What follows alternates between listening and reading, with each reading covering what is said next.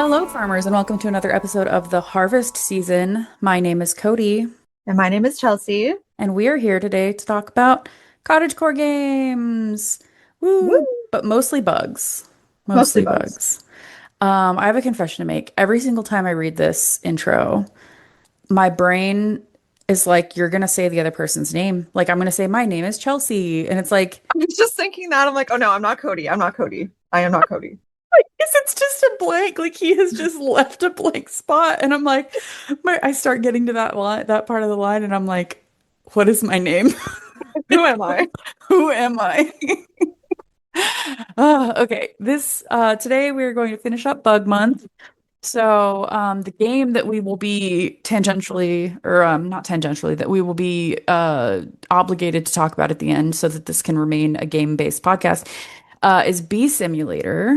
Both Yes. Chelsea and I played that game.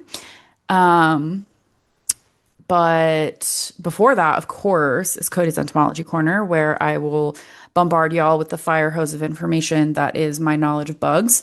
Um, and there's a lot of it, but I have tried to hold myself back. Don't hold yourself back. I know it's just so hard because we're discussing what is known as the big four orders, like the most where the most of the diversity is. And I have so much I want to talk about. And honestly, if I went through and talked about every single family that I want to talk about or every single anecdote, it would be like a 20-hour podcast. So I had to like really slim it down. Um, but yeah, it's there. But before I rant, there is no news because this is again just like kind of our off week or off month or whatever. The episodes following this one, I believe, is going to be like the news catch up episode, so it's going to be a lot of news therein. But since there's no news, we'll just gab about kind of what's going on in our life. So, Chelsea, what's been going on? Like, have you done anything fun? Read anything? Played anything? Uh, so I've been getting back into Neopets. We Yeah, don't have yeah. time to get into that. We don't have time for that. Okay, just Um, I mean, we could probably have a podcast episode about it, but like, do yes. you take us through like how much do you play in a day? Do you just like do your dailies, or are you checking a couple Yeah, times a day, so or what? like once or twice a day. So I tried to get my old account back, but I know Mm, that there was an underscore somewhere and I can't remember where the underscore was. So they hmm. tried to recover it for me, but they couldn't. But like God bless them for trying. Yeah. I was like moonbeams with a Z underscore 76. And they're like, oh, okay, maybe it's another underscore somewhere else. I'm like, honestly, I'll just start fresh. It's fine. Yeah. I bought 1 month of premium, and it is unfair how different the game is when you have premium Mm.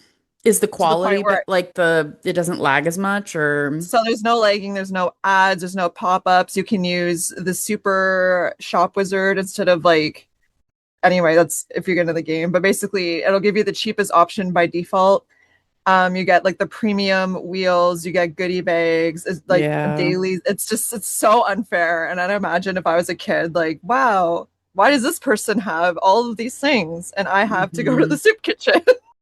I mean, honestly, I would still go to the soup kitchen and I would still play as a popper and all of that if I could just not have lag. So, for the sake of the podcast and totally not to secure my own or to salvage my own curiosity or whatever, how much is the premium? So it's $12 Canadian. That is not bad.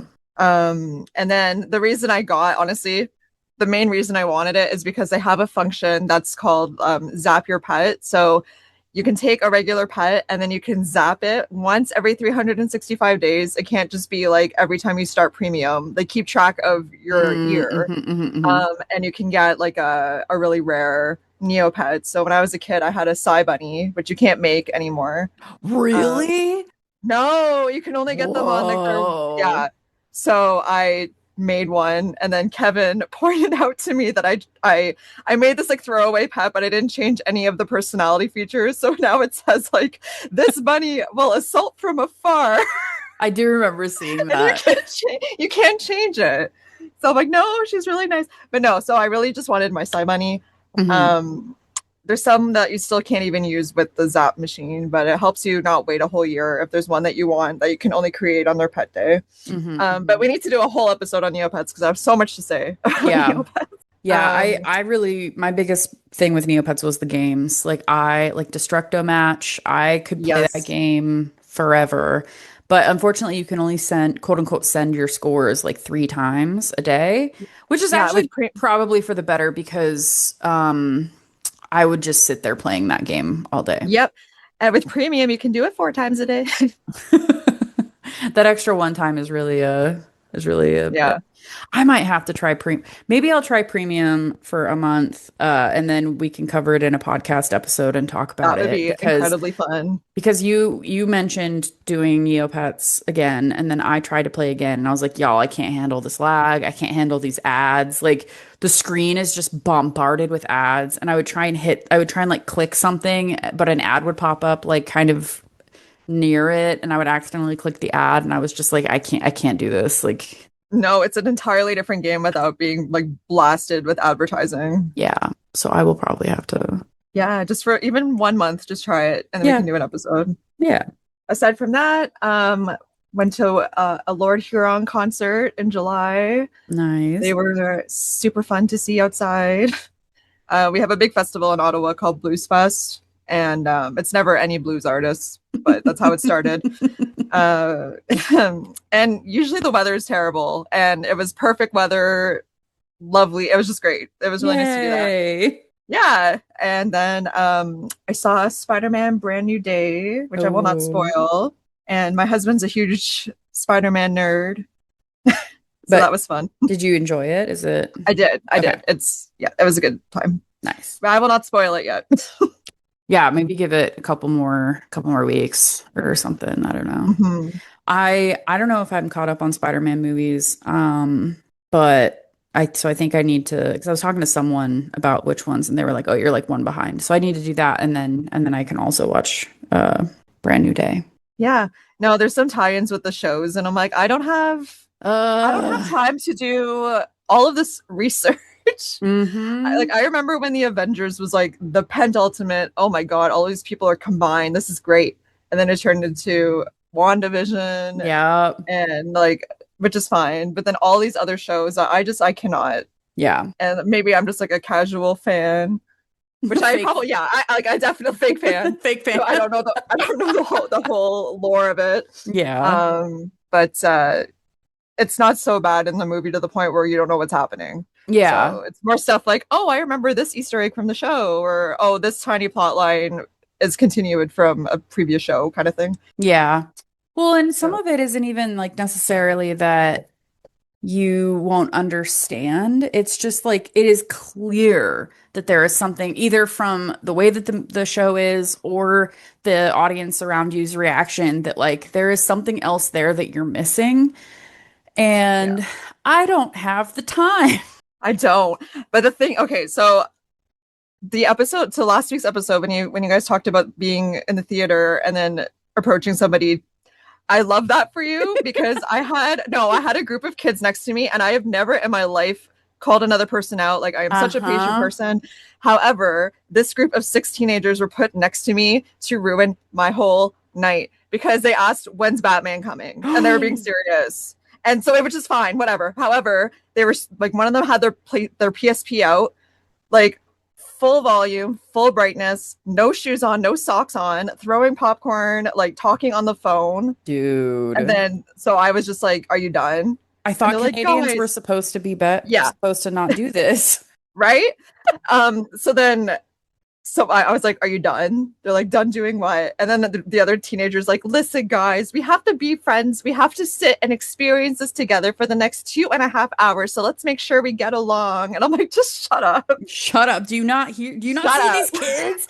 These freaking kids. Anyway, Ugh. so I don't even remember what happened the first time. So then the next day, my kids really wanted to go. So my Pat and I, we went alone the first night just to see how Okay, scary it yeah. would be Yeah. for my youngest. And plus, it just got us a date night. And then the next morning, I was like, you know what? I don't remember anything because all I remember is what these people next to me were talking about. That's the thing is Um, like they ruin it because then that's yeah, all you remember. And if you think about it again, or like I know I'm gonna have to rewatch the Odyssey just because there was that part in the movie. And when I rewatch it too, I'll be like, I remember those people, and it's gonna ruin it again. yeah, Like, exactly. And it wasn't even like they were excited about the movie. They were just talking no. about other things that had nothing to do with this. Anyway, so when I went the second time with my children, I actually like understood what was happening, and I actually remembered it because I remember when I went with Pat, I was like, I don't even remember this scene. All I heard was this guy's PlayStation Portable next to me. Yeah. Like, what are we doing? Why are you paying all this money? Because it's not cheap. And No. then you're throwing your popcorn. What are we like? Come on. Some people's kids, man. Not as bad as the Minecraft. I don't know if you remember that. Oh People no, what? chicken. Oh my god. Okay, so when the Minecraft movie came out, there's this little scene where they go chicken jockey, and then people would like throw their popcorn at the ceiling, scream, and like throw each other around. And there's videos of people like holding up real chicken Oh my God, in the theater? in the theater. And then like every theater everywhere said like they would some theaters even paused it before and said if anyone yells this, you are getting escorted out of the theater. Oh my Oh my goodness. god, just look, I'm gonna send you a video of like a chicken jockey compilation. Yeah, I would love to see that. Yeah, yeah. So I don't know. Maybe I'm just out of touch now because I'm old, but I never acted like that when I was a kid. Maybe I'm out of touch, but I had to like care for other people's Yeah, experiences and I had respect for the world. consideration. Yeah, Yeah, exactly. I feel that on a molecular level. Yeah. Uh, well, I have been packing and just like getting ready to move because by the end of this month, we're recording this in August. You know, in we are out of this place at the end of the month, and I've lived in this house for 5 years, Oh my goodness. so that is a lot of materials that have accrued and objects that I now need to get rid of. So I've been doing that, but I also had some medical issues where I was kind of out of it for a couple of weeks. Mhm. And now I'm finally like at a place where I can do my work again.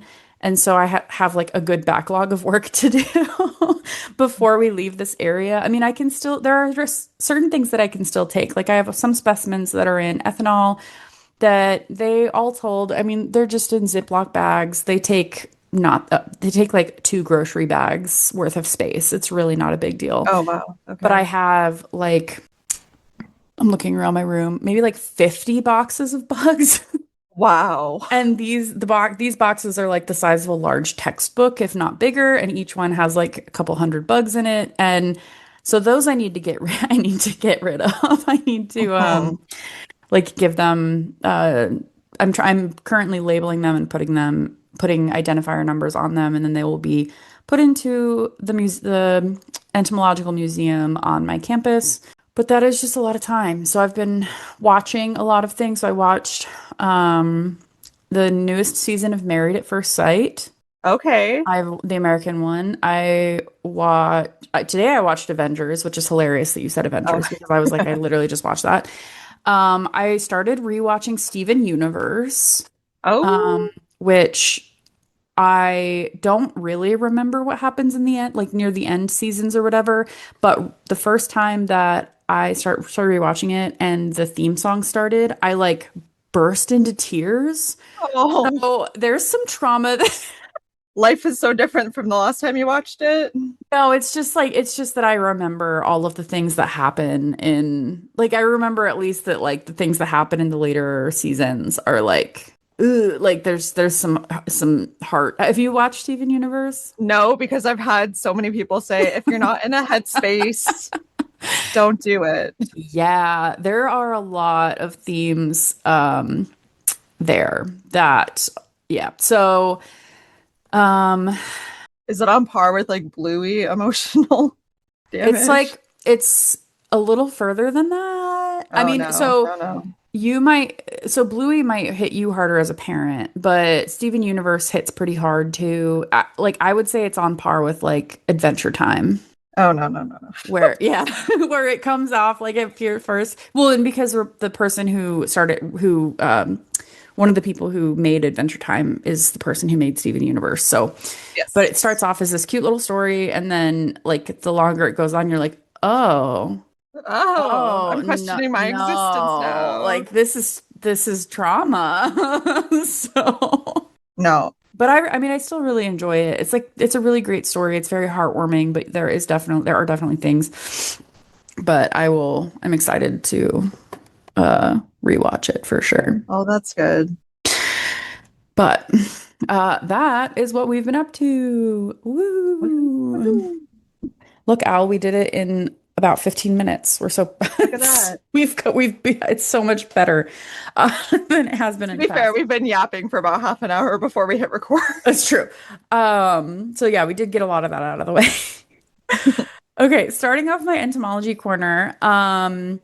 So you don't have a question necessarily, but you bring a question. Do you want to tell the story of that? Yeah, so I just asked Gwen, my daughter, if you could ask anything about bugs, what would you like to know? And her question was, Cody, why do female ants not grow wings? So I love this question because it shows that she already knows that worker female ants don't have wings, but some ants do have wings. So it like already shows that she already has had the curious mind to like watch ants and be like what's going on here? Mhm. So I love that. Thank you, Gwen, for the question. So ants have wings when they are reproductively active. So when they are going to reproduce and like create a new colony. Once they have mated, the males actually just die, and but the females that used to have wings will drop those wings. So they will basically they flew, they mated, and then they'll find a place, and then they'll I don't they chew off their wings. I say we Oh, always say drop their wings, but they chew them off. okay. And so she chews her wings out because she doesn't need them anymore, and there's not like nerves or anything. Like I don't think she really feels it. She is Um, a clutter-free queen. She doesn't Yeah, need she's those like, wings anymore. I don't need these anymore. These are not going to serve me when I'm living in a tunnel. And so then she will begin a new colony. She'll usually close off behind her, and then she will spend an amount of time, I think like up to a week, of using her own reserves, like the fat and resources that she has reserved, like restored within her own body to create some workers and hatch some workers, raise them, et cetera, et cetera. And then once and those will be those workers will be non-winged. So those are the ones you're going to see most Interesting. often. And those will be female. It won't be until later in the year that the queen will stop producing workers and she'll start producing drones, which are the males. That is so cool. Yeah, so for once she's founded a colony, she'll just make workers until it's like late. She gets some signal. Usually, it's like photo period and temperature. So how long the day is, and the surrounding temperature, and she'll basically can tell that it's becoming fall or whatever. They all have different times that they're active. So, but she will then be like, okay, it's time to make males, and then she'll switch to making males. Yeah, that's one. They either do that or they'll make males later or make males first. It really depends on the species. But the answer, I guess, long story short, is that female ants sometimes have wings, but it is only the queens or the ones that are going to be mated so that they can become queens. Very cool. Yeah. Um, Yeah. and Yeah, we that's tried to teach Gwen from the start, like all of our kids, instead of being fearful, be curious. yes. Because like you've said, it's like an innate thing that's passed down from parents, like, oh, bugs, oh my God. But if you just by nature, by default, kids are Hmm. curious and not necessarily scared. So that's why I have a photo of her holding her emotional support earthworm that she dug out of Oh the yard. my That she goodness. brought she brought in the house once and she like took care of it for a while. And I love that. yeah. Because I mean, that's also, I also was just talking to my husband about this recently that the best way to tell this, I'm saying my brain thought the value of a person, but that's not true. Like the nature of a person, whether they are inherently good or inherently bad, whatever, is by how they treat or the life that cannot provide anything to them. So, Mm-hmm. like, can't give them something. So yeah, watching someone, how do they interact with bugs? How do they interact with dogs and cats? And yeah, having that curiosity and respect for bugs, I'm like, you're a good egg. You're a good egg. Yep. Well, and there was I, no doubt that you were going to raise some good eggs. So oh, thanks. just don't let her on Neopets because that should stop with you. Yeah, I'm breaking this generational curse. It ends with me. Generally, it probably also began with you based It, on our ages yeah. and the state of the I did that. internet. She made one Neopet on my account for our cat that passed away. She's like, well, can we name No. a pet after? I'm like, yes, we can name one after our cat. So she takes care of that one, and I let her pick the backgrounds and the paintbrushes and stuff for that one. But yeah, no. Sweet. Well, thank you, Gwen, for the question. I Yes. feel like I rambled, but that's my answer. So next I will do my ramble about insect diversity. So last episode we covered most of the holometabolous insects are the ones that have complete metamorphosis, except for what are considered the big four or called the big four. So these are the four most speciose orders that contain the vast majority of described insect and honestly just described animal diversity, period. Because insects are animals. Some people are like, no, they're not. They are. They're animals. Mm-hmm. They're not a separate thing. Yeah. And those four orders are Lepidoptera, which includes the butterflies and the moths, Coleoptera, which is the beetles, Diptera, which are the flies, and Hymenoptera, which includes the ants, the bees, and the wasps. Um, which order is the most speciose order is a hotly debated topic. Um, I think currently there are more described beetle species than any other thing. But the Okay. key word there is described because there are likely so many undescribed insect species that we just haven't like even had the time or the knowledge or the interest to identify these things. And so there are probably, I wrote hundreds of thousands of species still left to be identified, but then after I did some more research, like as I was writing my notes, it's probably millions. Wow.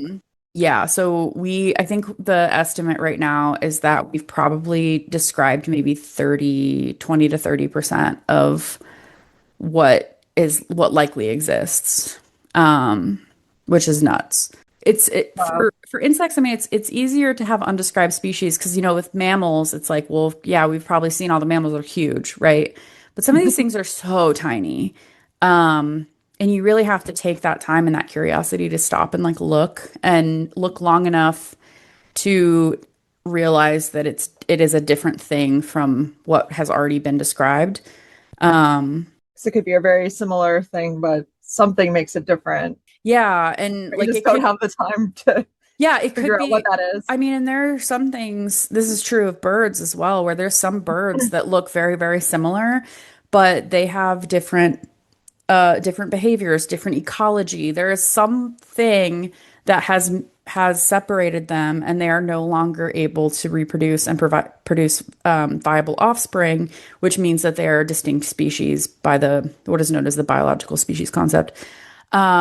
But there's that in insects like times probably 1,000. Right. So yeah, there's still a lot to look at. So I pulled out two papers. I just highlighted two papers in the show notes that folks can look at. So there are some entomologists that think flies are the most diverse, and the article is titled "Remarkable Fly Diversity in a Patch of Costa Rican Cloud Forest: Why Inventory is a Vital Science." So this paper gets at why we need to take the time to inventory things.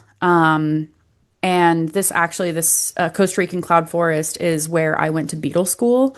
And one of the co-authors on this paper was one of the instructors at beetle school.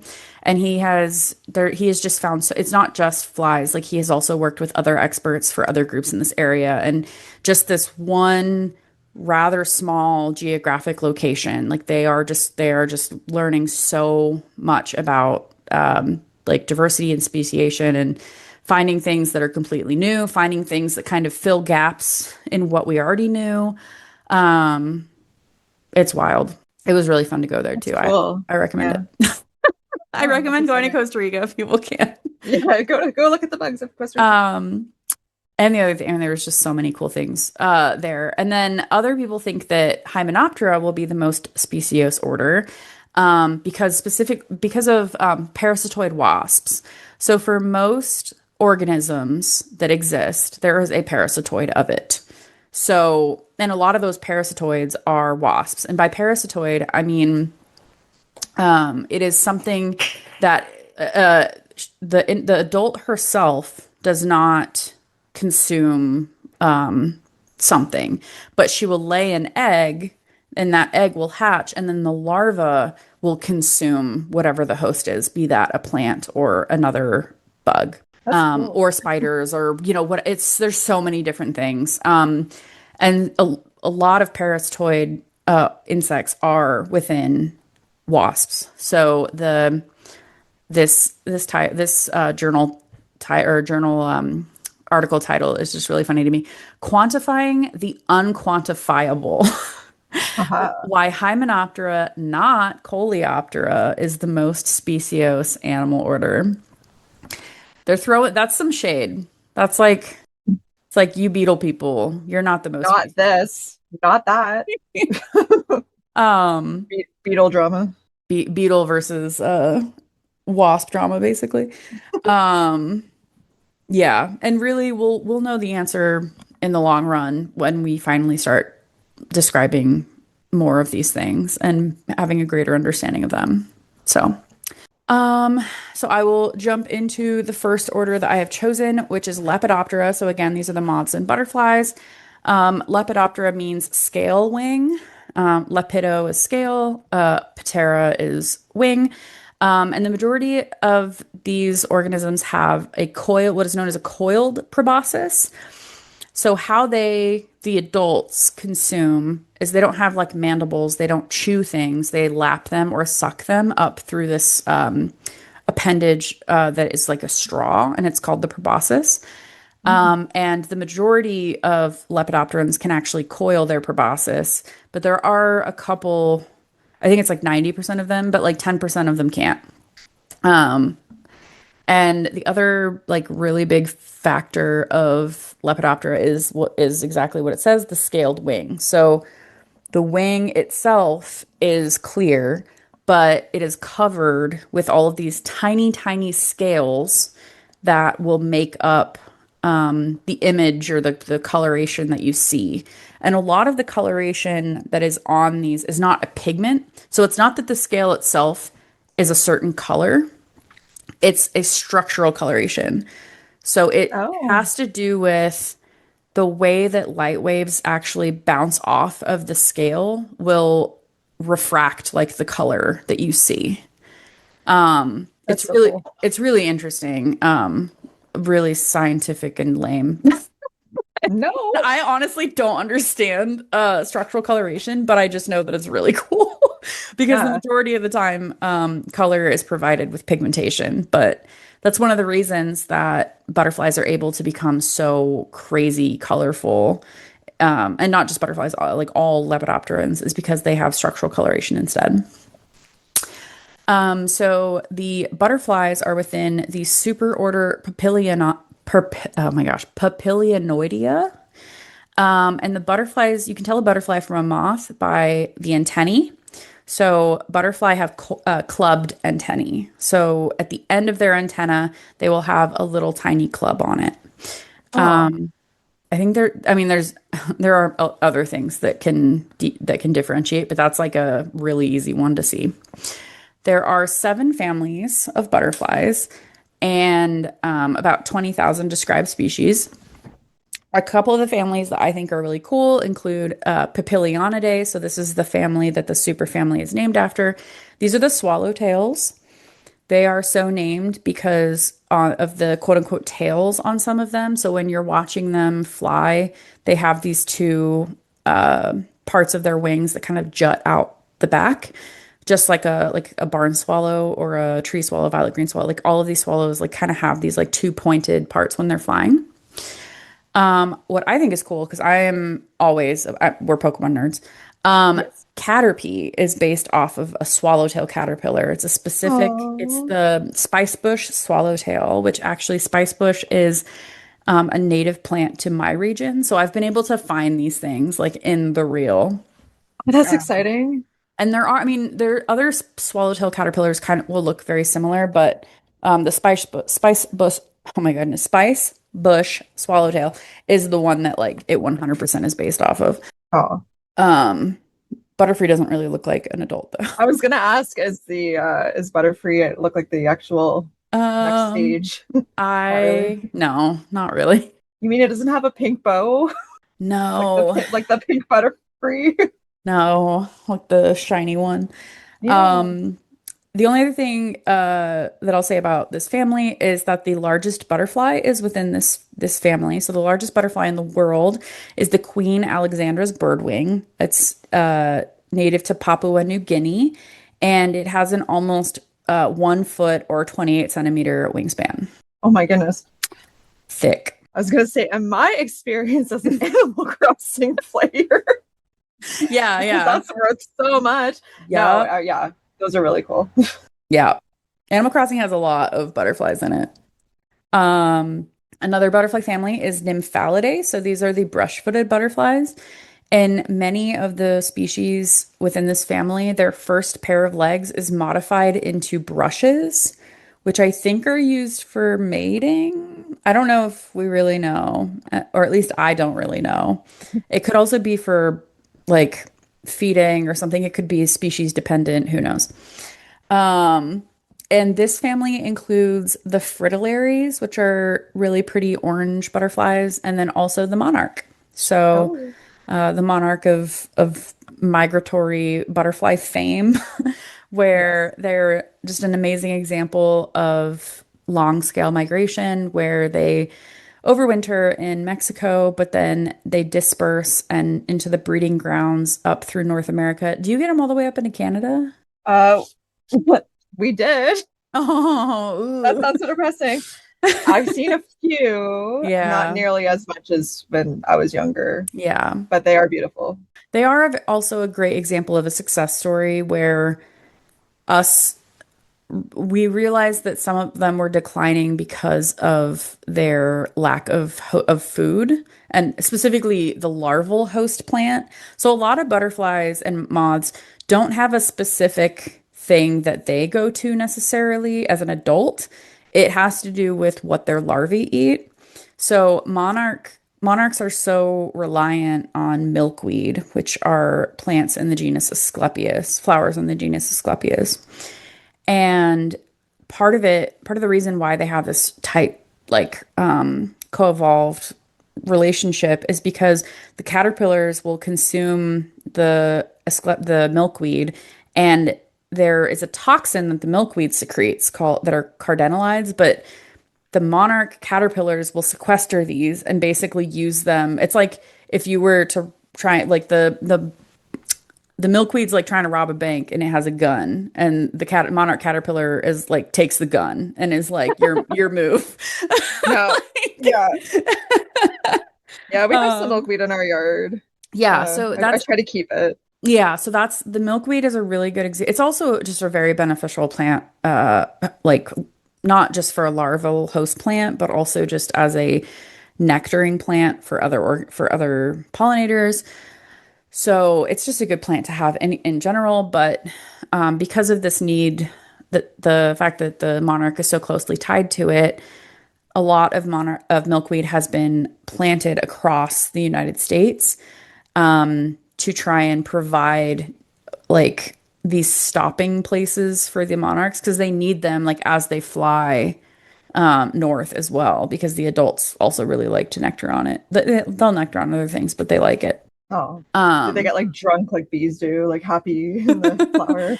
I don't think that they do necessarily, but the bees really the bees do. Take a whole bath in it. Yeah. Well, in some bees, so some milkweed species are actually kind of sticky.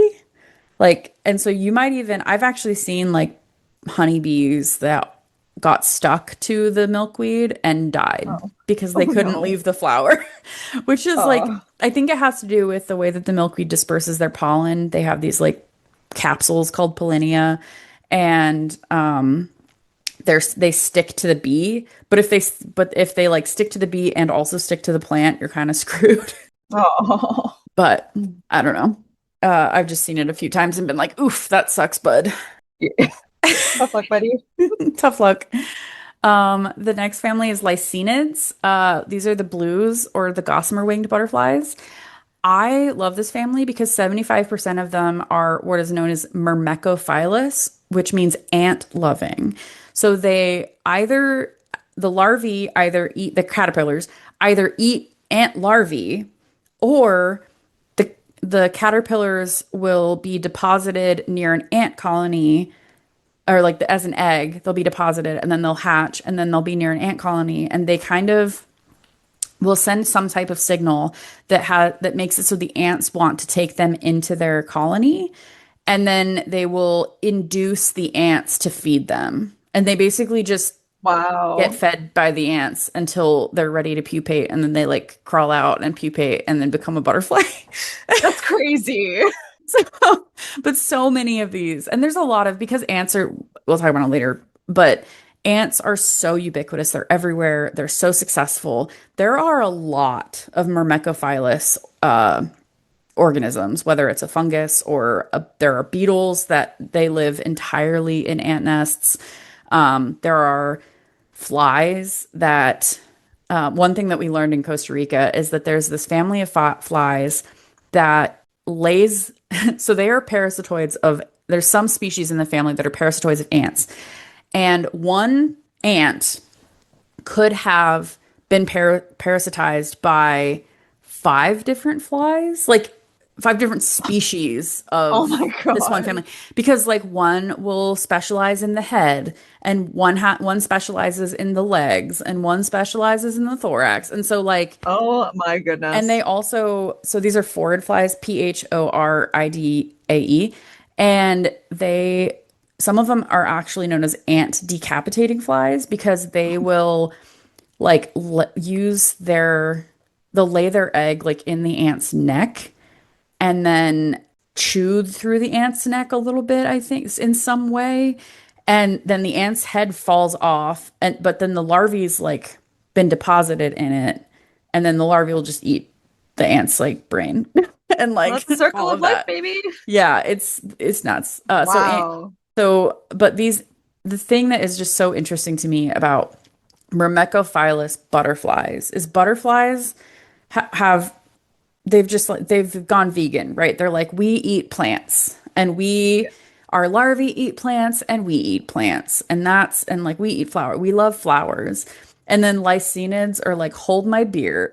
I'm Yeah. gonna, I'm I'm gonna eating my revert, host. like, I'm gonna revert to having, like, to either being carnivorous or just being parasitic on these ants. Wow. Yeah. There's always an exception. There's always an exception. The ants don't discriminate. They're like, ah, you're part of us now. And Yeah. then this is how they get You, rewarded. you smell right. Like Yeah. it's usually that the Lycaenid caterpillars will emit like a smell or something that will be, yeah, it's Yeah. nuts. Um that, oh sorry, did you like that one? Those memes are. Okay. So that is the butterflies that I'm going to talk about. I'm going to move on to the moths now. So moths can be differentiated from butterflies because their antennae are not clubbed. And often the males have plumose antennae, which is feathery. So if you've ever seen Oh. what you think is a butterfly or a moth, and it's got these big feathers coming out of its head, it's a moth and it's male. They're always in Um, our mudroom all the time, every night, yeah, going to that light. the big ones. Yeah. Oh, that's so cool. Um, Yeah, they're very drawn to lights. So moths are also, for the most part, butterflies are active in the day, and moths are active in the night. So a lot of moths, because they don't mean to have these like bright, showy colors. They're not trying to attract based on a physical appearance. It's usually through pheromones. Um, they'll be really drab too. So there's a lot of brown. There's a lot of like Yeah, we have lighter like the colors. Like yellowish looking you're ones. not there are not that many mods that have like blue or red or yellow or anything like that. There are some, but it's not as common. And they're also because they're nocturnal and active during the night. They usually use the moon to fly and to orient their flight. And any light outside is a big moon to them. Why is So that making me emotional? I'm like, yeah, oh, it the is moon brought you unfortunate. here. Um, Light pollution is one of the ways that we are impacting not just insects, but like wildlife in general. So every time you drive by a stadium and you see it's like nighttime and there's not a single thing happening and there's these giant, huge stadium lights on, shake your fist because it's really frustrating. They I shouldn't, know. Then you see the swarm of bugs around it, probably thinking like, yeah. "Oh, this is where I need to be right now." Yeah. Um, so some of the moths that I've pulled out. So there's the bagworm moths, which are the family Psychidae. So the larvae will create bags or cases out of sticks that help them camouflage. So then you might just see like a little bundle of sticks just like walking around. Um, Hey, and don't this mind is me. yeah, this is the type of moth that the Pokemon Burmy is based on. Okay, Because hate it. Burmy, like depending on where a Burmy is, it will build a different type of case.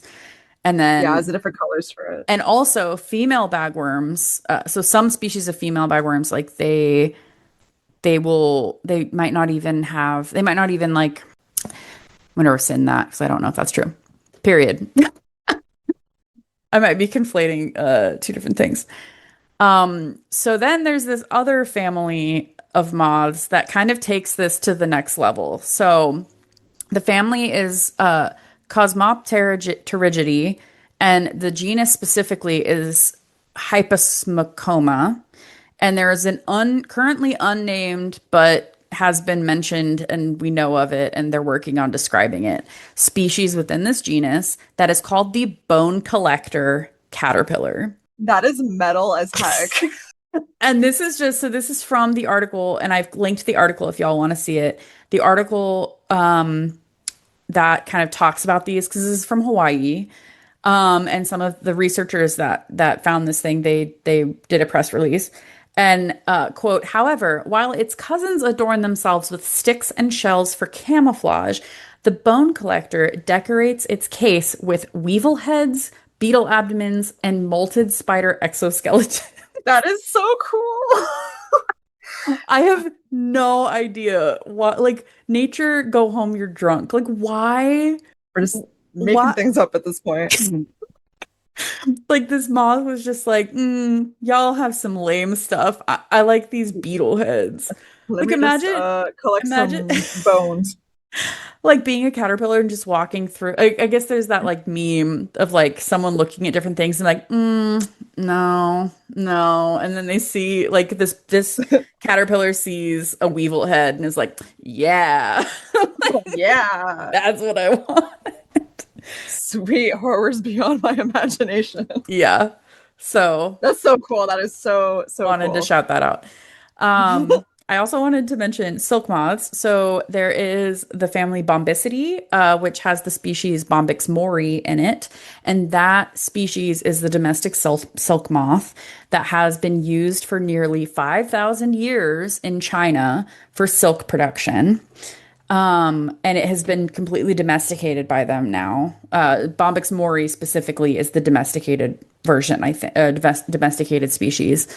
And they basically raise these things, and then I think once um, what they're using is the silk that is the cocoon. So Okay. I think the larva, the caterpillar will make a cocoon, And then once it emerges as a moth, they'll take that cocoon and that's what they'll use to make silk because I mean it's already there. It's already silk. They're basically just deconstructing it so that they can use it for their own purposes. But this has been and continues to be an incredibly huge like product that comes out of China. So I have to shout it out. We do have silk moths elsewhere in the world, like the Saturniids in North America. I mean, they're not just in North America, but they are the biggest moths in North America. So the Saturniid moths include like the Atlas moth, the Cecropia moth, Polyphemus moth. Like some of these are just really, really big moths. And they're real fun. I once was I was doing research in the woods and I was just like walking through trees. I had to like push trees aside, like young trees aside to like get to where I was going and kind of ducking and weaving it through this undergrowth. And like come upon just a giant moth that had just probably emerged because she was still very thick. They usually emerge and then they poop. It's called a meconium. The babies do it too. I've heard.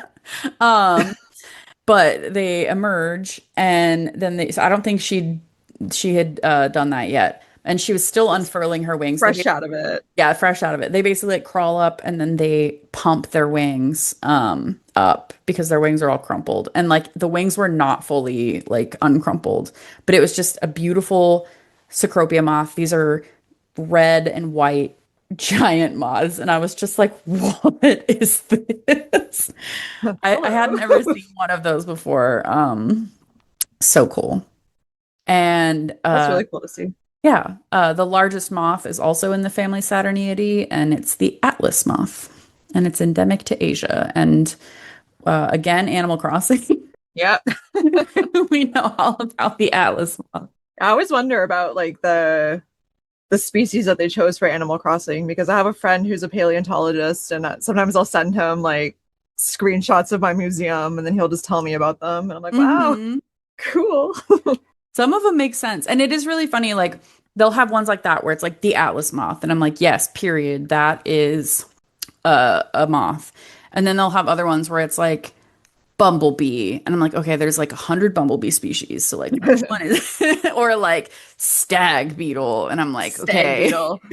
Like, They try to diversify it a little bit, it's but just hard. yeah. But speaking of beetles, we'll move on to the beetles now. So Coleoptera is the name of the order, and Coleoptera means sheath wing.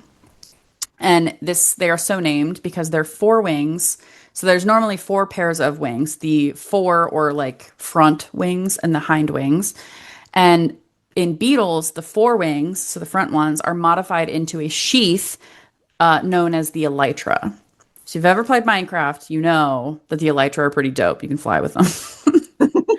um, but basically, these provide a hard cover that they can then fold their hind wings that they use to fly like up under there. So some people think that beetles don't even have wings because I mean nine times out of 10 when you see a beetle it's like crawling around. But if you bother it enough, it'll open its elytra and the wings are like spring loaded. They like pop out and then they'll fly and they are not good flyers. Beetles suck at flying. No. They're so Yeah, we've clumsy. seen a few where like the kids will be looking at it and then it'll just kind of pop up and they're like, "Wow, my goodness!"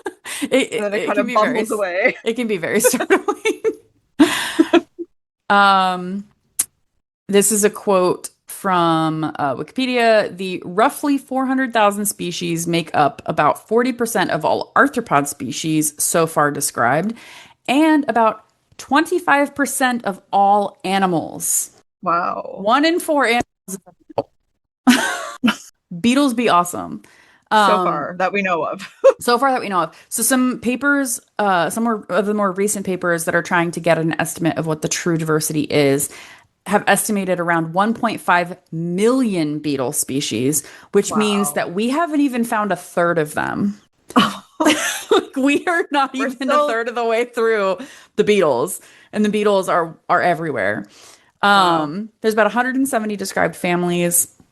And I just love there was an evolutionary biologist named JBS Haldane that when he was looking at thinking he was talking about theologians and Christians and as an evolutionary biologist he was talking to them and said, well, of your God, he must have an inordinate fondness for beetles because there's a heck ton of these. Yeah. But the exact quote is an inordinate fondness of beetles for beetles. And that is just I we God was just a bug collector. God was a bug collector. God loved bugs, you guys. So if you are a true Christian, you should probably love bugs a little bit more. Oh, Not you're fear a true them. Christian. What are your 10 favorite Beatles? Oh my God. I was taking a drink of water and I almost spit it across. Okay. Um, Let me see where I want to do. Okay. The of beetles, the most diverse beetle family are the rove beetles, Staphylinidae. These, I forgot to make notes for this, so I'm just gonna riff. These beetles are often detritivores. They often will eat like things that are breaking down and decaying. And they have so many different shapes and sizes. There are so many families or things that we thought were an entirely different family that it's like, nope, it's a rove beetle actually. um, we make jokes in the museum that I've worked at, and then also just museums elsewhere that people I know, some of my friends, where if you're trying to identify a beetle, if you're going through the dichotomous key and trying to figure out which beetle it is, and you're just stumped, it's probably a rove beetle. It's probably just a Row really over weird there. one. Because like the thing about rove beetles is that they don't really have a quote unquote defining characteristic because the what used to be considered the defining characteristic is that their elytra are incredibly short. So they basically have like, for most beetles, when you think of a beetle, you don't see any of the abdomen because the entire abdomen is covered with that sheath, that their elytra. But staphylinids have a really shortened elytra. So some of their abdominal segments are exposed, usually up to four of them, four or more of them. But then, of course, because there's always an exception, people found rove beetles that don't have that necessarily. There are some that are like, and they're usually like flat and thin. And then, of course, we found some that are like chonky. Um, oh, they normally are pretty sleek. Nope, we found some that are really like ribbed or ridged. Like they have like Added a to the lot of, chart. yeah, it's like, nope, they did that too. And we basically, from just looking at them morphologically and trying to figure out what they are just by how they look, they might seem like a different species. But then looking at the DNA, we realize, oh no, they're still they're still within this family. So this family might get broken up eventually. We don't know, or it might continue to subsume all of the other beetles. Um, we don't know, but they're really cool. Um, and then I just had to shout out my favorite beetle family. So it's the family Cryptophagidae. That name means feeding in hidden places because for a long time they really didn't know what they ate. So they were like, I don't know what they eat. So let's just call Something them, is sustaining them somewhere. yeah, I don't know what they eat. So let's just call them unknown eating, like cryptophagid. Like, that's just what we're going to call them. But they are, both the adults and the larvae appear to feed exclusively on fungus. But the fungus can be in some really weird situations, like the fungus that grows on animal fur that has been shed or bird feathers that have been shed. Interesting. Um, and then some also do like rotting wood, whatever. And so that has given them their common name of silken fungus beetles. And they're called silken because they have a good amount of usually hair, like really fine hair all over their body. And they also are just they're usually this little like light caramel color. They're really cute. But the big thing, if you're not sold, I have to refer you to the genus Anthropophagus, which means flower eating. These are known as the bumblebee riding beetles. Adorable. This So I photo needs have to be everywhere. I have put a picture of this in the show notes. So either go look at it or just look up this genus, or just look up bumblebee riding beetles. Specifically, look it up in bugguide.net, which is the website that a lot of North American entomologists use. There's a lot of really good photos on there of these things. So what they do is they will sometimes cling to either the mouth parts or the antennae or the legs, whatever, of bumblebees so that they can be carried to the nests because they specialize on fungus that is growing on detritus inside of bumblebee nests. Interesting. But they are just so basically the image for people who might not see it or what, so it's basically a bumblebee and her tongue is out, like fully out, like her tongue is just like real straight out. And on the end of it, there's just this beetle that is just maunched down. Like, I so am it enamored with this. It is so adorable. just looks like this And the beetles beetle. look super offended too. Yeah, this beetle's like, excuse me, leave me alone. just, Yeah. just take me to your house. Take me home. Yeah, so that's my favorite family of beetles. I just had to shout them out. We also have, so now moving on to another family, there's the family Salpingidae. I chose these because these are very similar to staffs where like they kind of do everything. And this is likely a junk drawer family. So I've talked in previous episodes about junk drawer taxa or wastebasket taxons or whatever, where it's basically if you can't describe it in any particular way that it can fit into your category, your nice little categories that you've made. If it doesn't fit into any of those, you just put it into the other family, basically, or like the other. It's Okay. one of those. And that's what salpingids, in my mind, are. Um, there's a person who studies staphylinids one of my friends works at the Carnegie Museum of Natural History in Pittsburgh. Her name is Ainsley Sego. And she posted on Blue Sky this like thread about salpingids that haunts me to this day, where she was like, salpingids can just do anything.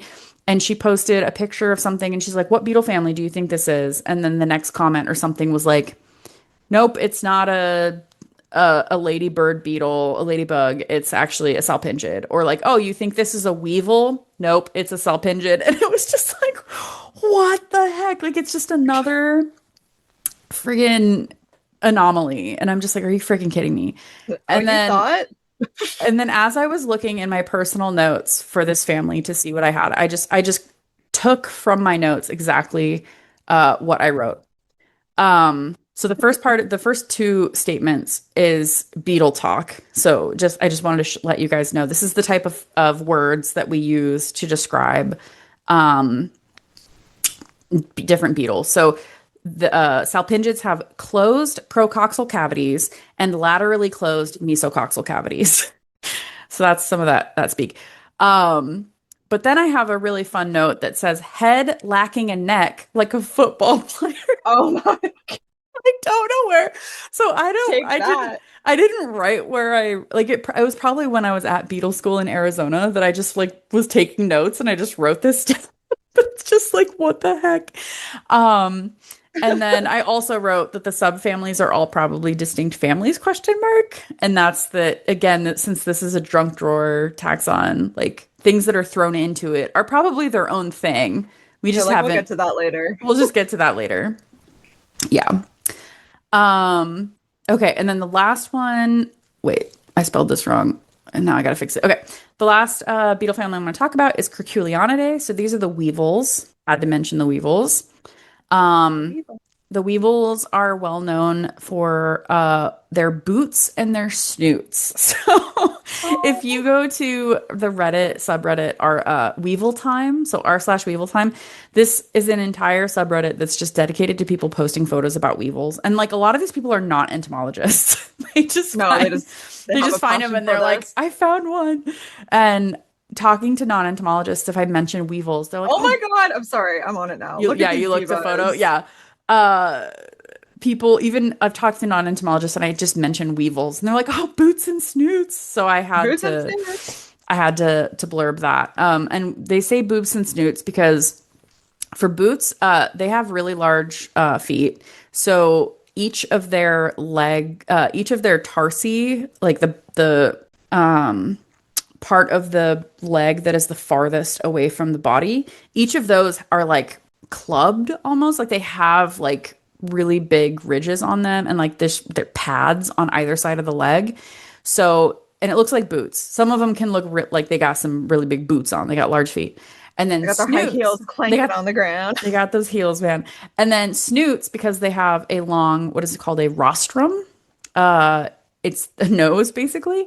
And a lot of them have their antennae coming off of their rostrum. So instead of the antennae coming off like near the eyes or whatever, they basically have this a long, like long nose, and somewhere down that ridge, their antennae come off.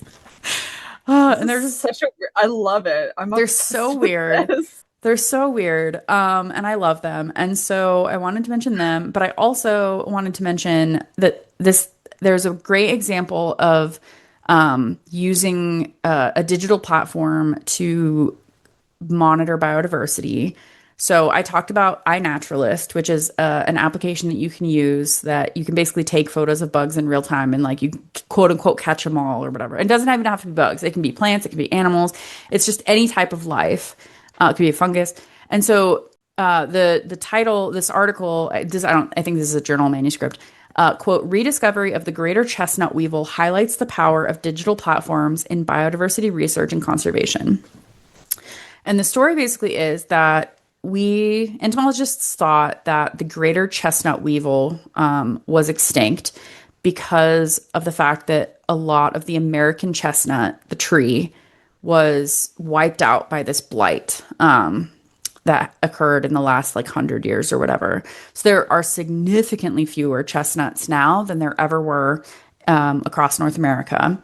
And the greater chestnut weevil specializes on their seeds. So because the chestnut's gone, the weevil was pretty much gone as well, and it hadn't been seen in I want to say 30 years, or 30 or 40 years, until someone like a beetle expert was on iNaturalist and was looking at a closely related species, like the pictures that people had posted of a closely related species, and they're like, wait a minute, that's not that species, that's this other species. And they got in contact with the person, and then they went to the area that the person had taken a photo of and gone to the chestnuts that are still, because there's still some chestnuts holding on. And they went to the chestnuts in the area and they found some of these things. So this is just another example of they wouldn't have even known that this thing was still alive, like, and still not extinct, if Wow. these people hadn't posted it on iNaturalist. Yeah, So post some beetles. go post things on iNat, you guys. Okay. Moving on to flies. So flies are in the order Diptera, which is just two-wing, Diptera. And they're known that because their hind wings, instead of having four wings, their hind wings have been significantly reduced to just orienteering appendages known as halteres. So they only actually have two wings. There are about 150 described species of flies in about 160 families.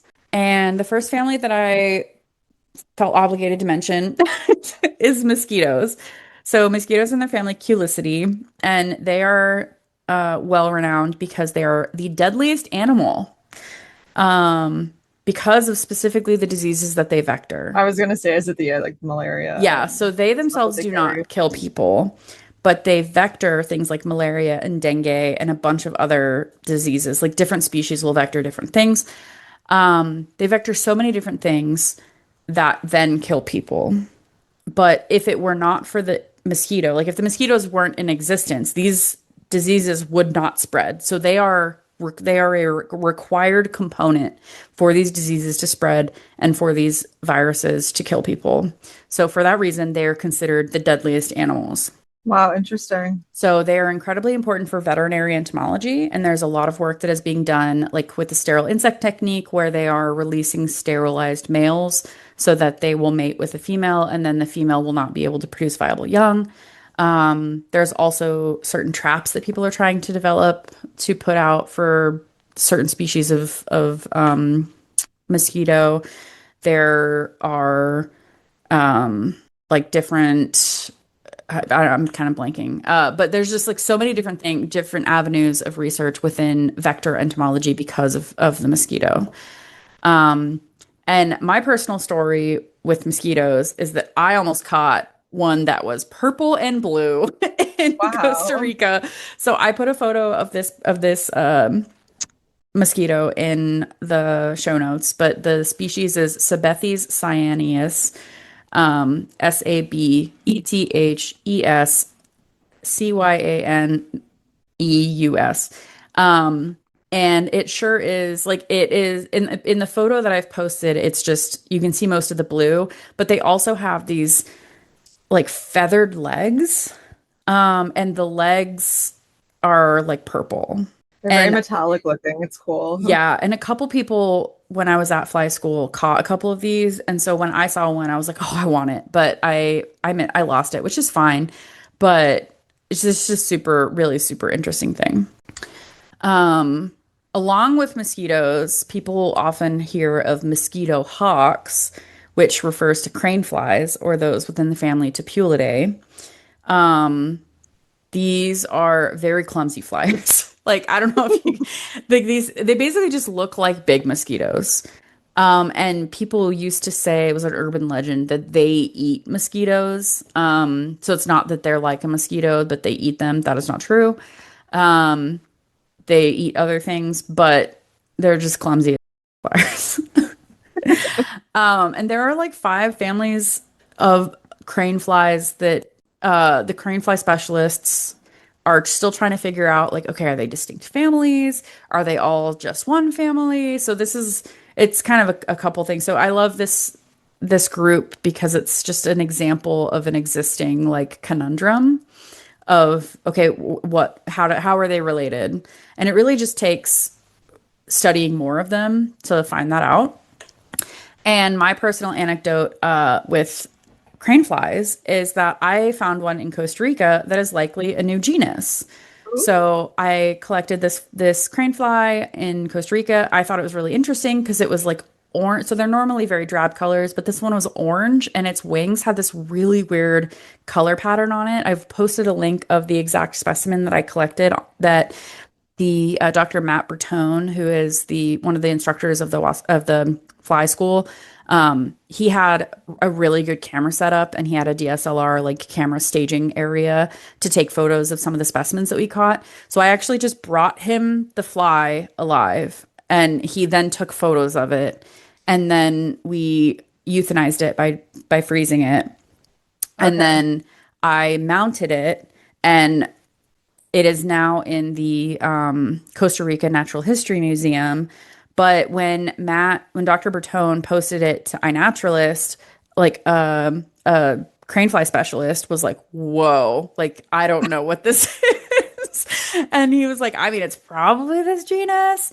And then they reached back out and they were like, "I looked up every single described of this like species of this genus, and it's not any of these things." That is But so and so amazing. they're still trying to figure it out. It's still an active like thing. But when I went to the big bug conference last year and I went to the Diptera Society meeting, so that's the fly people's meeting, Dr. Bertone mentioned that this is possibly a new genus, and I was like, "Whoa, that's crazy."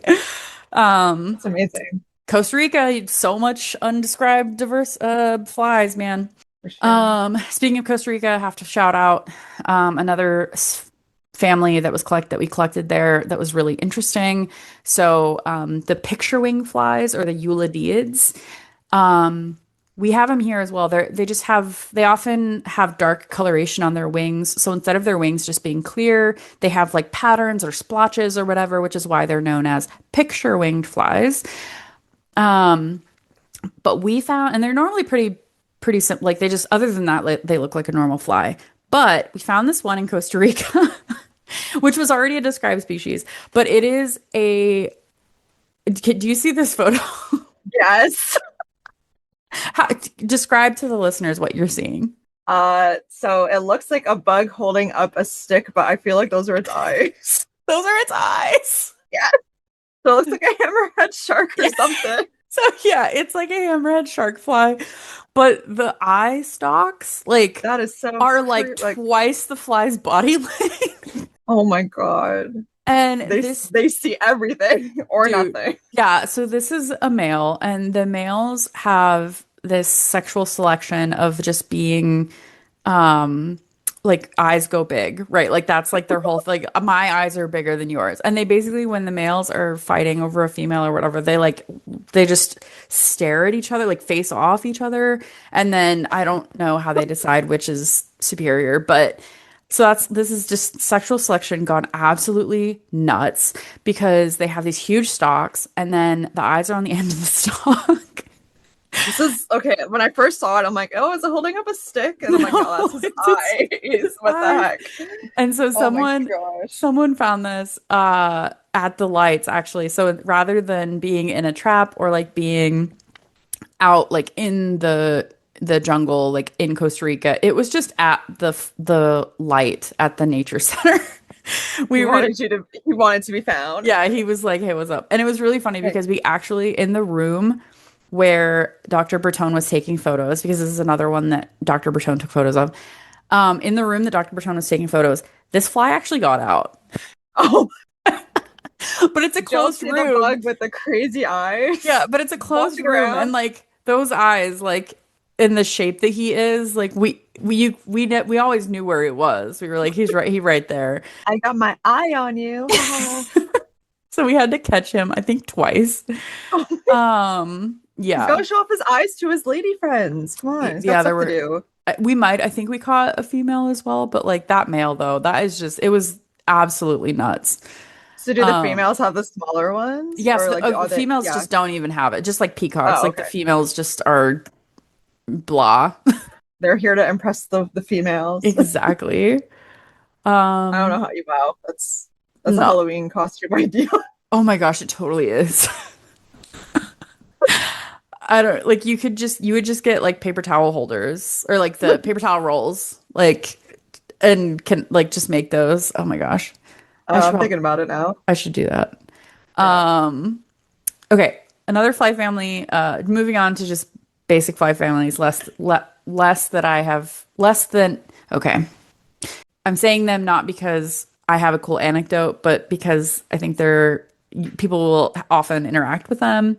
Um So one of them is houseflies.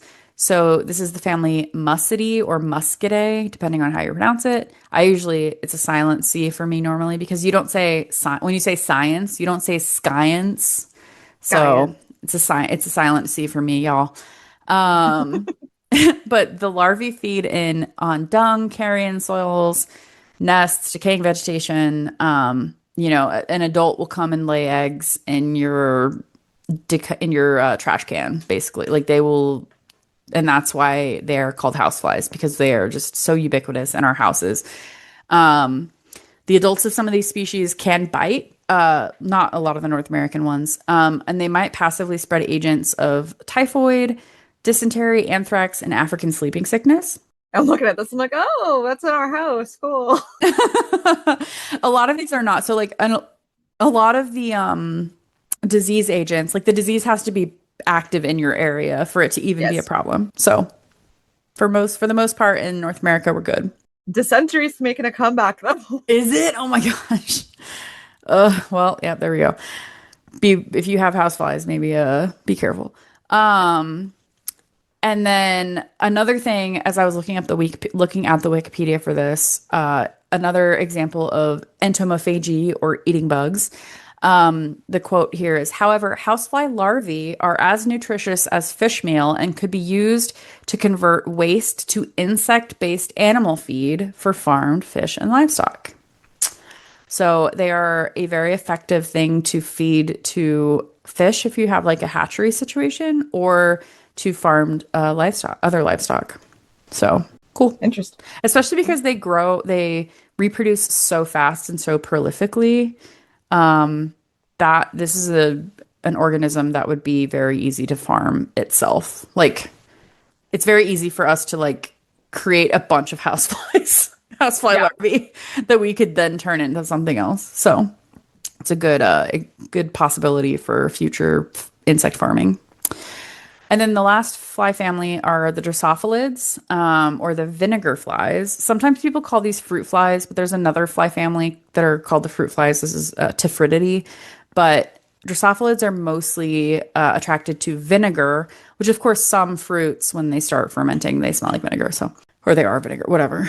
But the biggest thing about Drosophilids that I wanted to mention is the species Drosophila melanogaster, because this was the first insect genome to be entirely sequenced in 2000. And Drosophila melanogaster remains one of the most studied organisms because it's a very good organism for study, particularly in genetics, developmental biology, and environmental mutagenesis, which I had to look that up because I was like, excuse me. And environmental mutagenesis is just the study of how environmental agents like chemicals or radiation alter your genetic material, often leading to mutation. Makes sense. Mm-hmm. But Drosophila melanogaster, because we already understand the genome in its entirety, we can now go in with technologies like CRISPR, where they can go and edit some of the genes, and we can actually start understanding, okay, this gene, when we messed with it, this is what happened. So this gene is important for the development of eyes or whatever, or like this type of behavior or what have you. And this isn't necessarily going to lead to big things for people, but it has helped us understand other insects. And by understanding the genome and understanding how messing with certain sections of your genome can impact like the health of the organism or something, we can actually, that's one of the ways that they do like sterile insect technique, for example. Oh, And I'm pretty okay. sure that they did that with Drosophila as a base study organism, because so many of the insects have like their genome is very, very similar, just with a couple tweaks, right? So this is just a great study organism to continue to look into all that. Wow. Interesting. Yeah. Okay. Last order. Hymenoptera means membrane wing. Um, and there, I'm not entirely sure why it has that name. There's a lot of reasons why people think it might have that name, but there's no distinct one, so I'm not going to mention them. But one thing that distinguishes this family from others is that they have hooks on their hind wings that connect to the forewing that functionally creates two wings. Oh, So cool. instead of flying and having their forewings flap all over the place like crazy and like disconnected, their hind wings will just kind of like click. It's like a Velcro mechanism almost, like into their forewings, and then they will fly. Makes them Um, aerodynamic. it vastly improves their aerodynamics, which like when people say, oh, bumblebee wings wouldn't be able to hold bumblebees up, that's blah, blah, blah, whatever. Um, they can if you hook them together, which Right. they have that. In addition, female hymenopterans typically have a special appendage known as an ovipositor for laying eggs. And sometimes, in some families and some groups, this ovipositor has been weaponized, and it's a stinger. Oh, wow. So it has become hardened, and also for some of them has an associated venom gland as well. So it just really, they're going Wow. into the weaponry realm with that. How long does it take for something to evolve like that? Oh man, like hundreds Many, of millions many, of years. Like, many. yeah, for something like that to change, to evolve. And it was probably like the way that I would think that that would have evolved would be something like, they already had an ovipositor just for laying their eggs. And then at one point they started using that, like if something was attacking them, they would like, it's just another appendage, another way to attack your attacker, right? And like defend yourself. So they were probably like or trying to stab their attacker with it or hit them with it or whatever. And some individuals probably might have had like more hard ovipositors for whatever reason. And then those individuals would have been more successful at defending themselves and surviving. and then that times 1,000, and Right. then you get to the point where it's a stinger now, and there's like a secondary thing, like so the ovipositor is still there, but the stinger itself has is like completely, it might be completely different, or it might still be just like one thing, but it usually is has venom. I don't know, it's crazy. um but many hundreds of millions of years. Many of them. Yeah. Many, maybe two. Maybe two. um Hymenoptera have about 150,000 species, again described, and about 150 families. And rough estimate of Hymenoptera from a couple papers is that there are likely over a million species. So we're only at about 15% described, Wow. if that is true.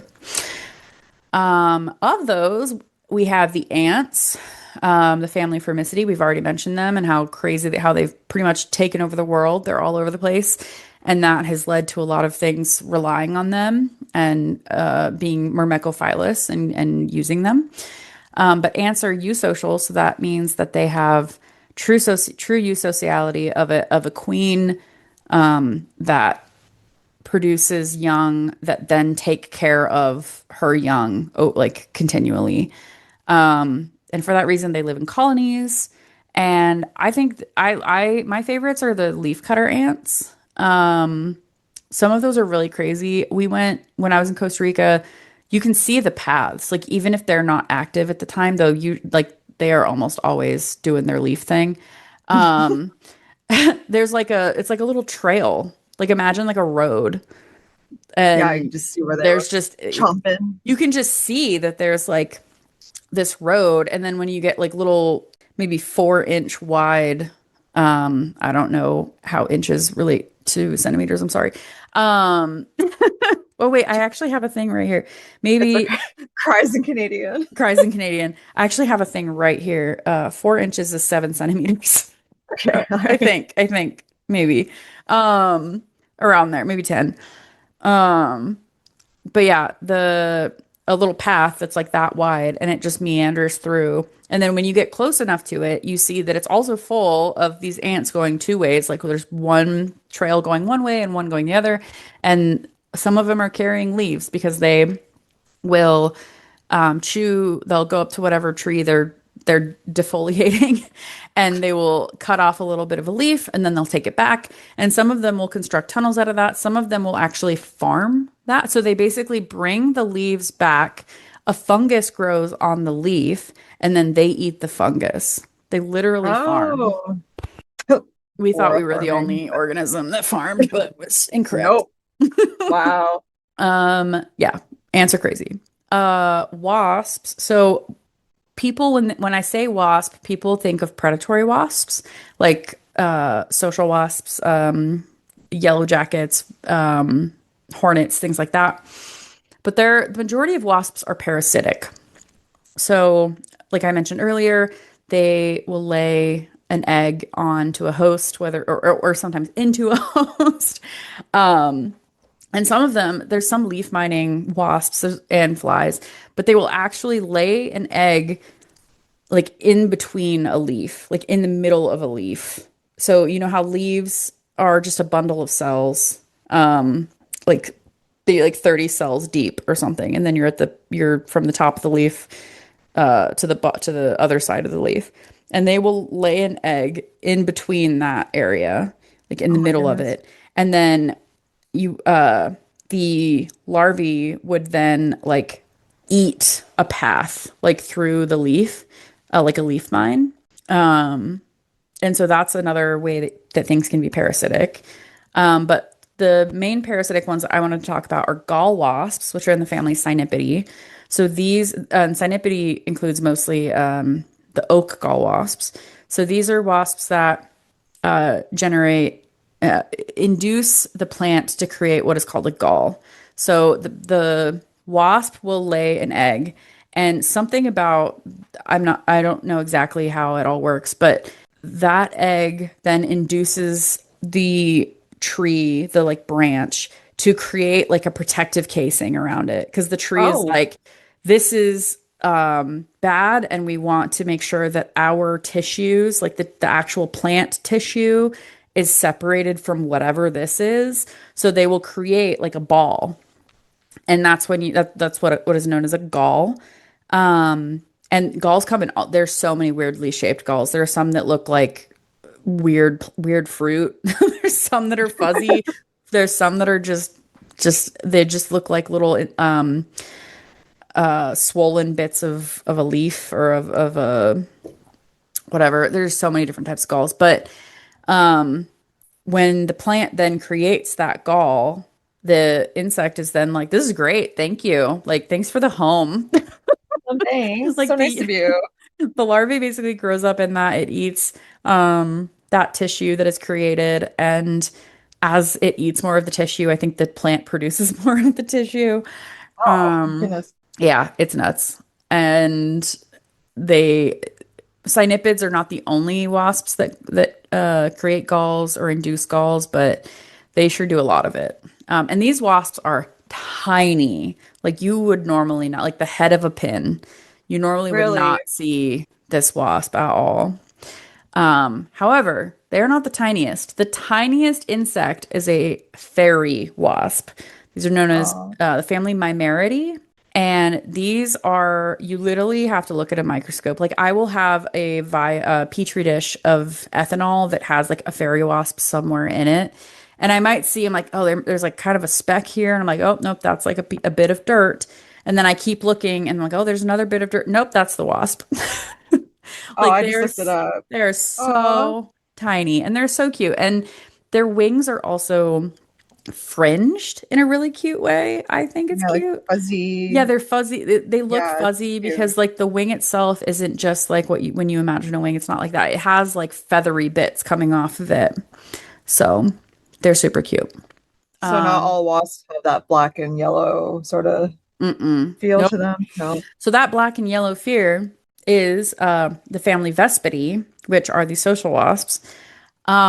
And they're called social wasps because they themselves are social, and they're not necessarily eusocial. They're not the same type of sociality that ants and some bees have. They might nest communally. It might be that one of them has like starts creating a nest and then lays an egg, like lays some eggs and then takes care of the larvae. But then there are other ones that might be like, this is a nice nest. And then she might also like use it. And so then they become kind of a communal like colony Oh, they rather just kind of than, cohabitate. yeah, they basically cohabitate, or they could be eusocial. Some of the species are. Um, and so, but all of this most of the wasps that have that social type of behavior are within one family, one of the over 150 families that exist. But that's what everyone thinks of. And whenever people mention yellow jackets to me and being scared of them, I mean, super valid because it is scary and they hurt.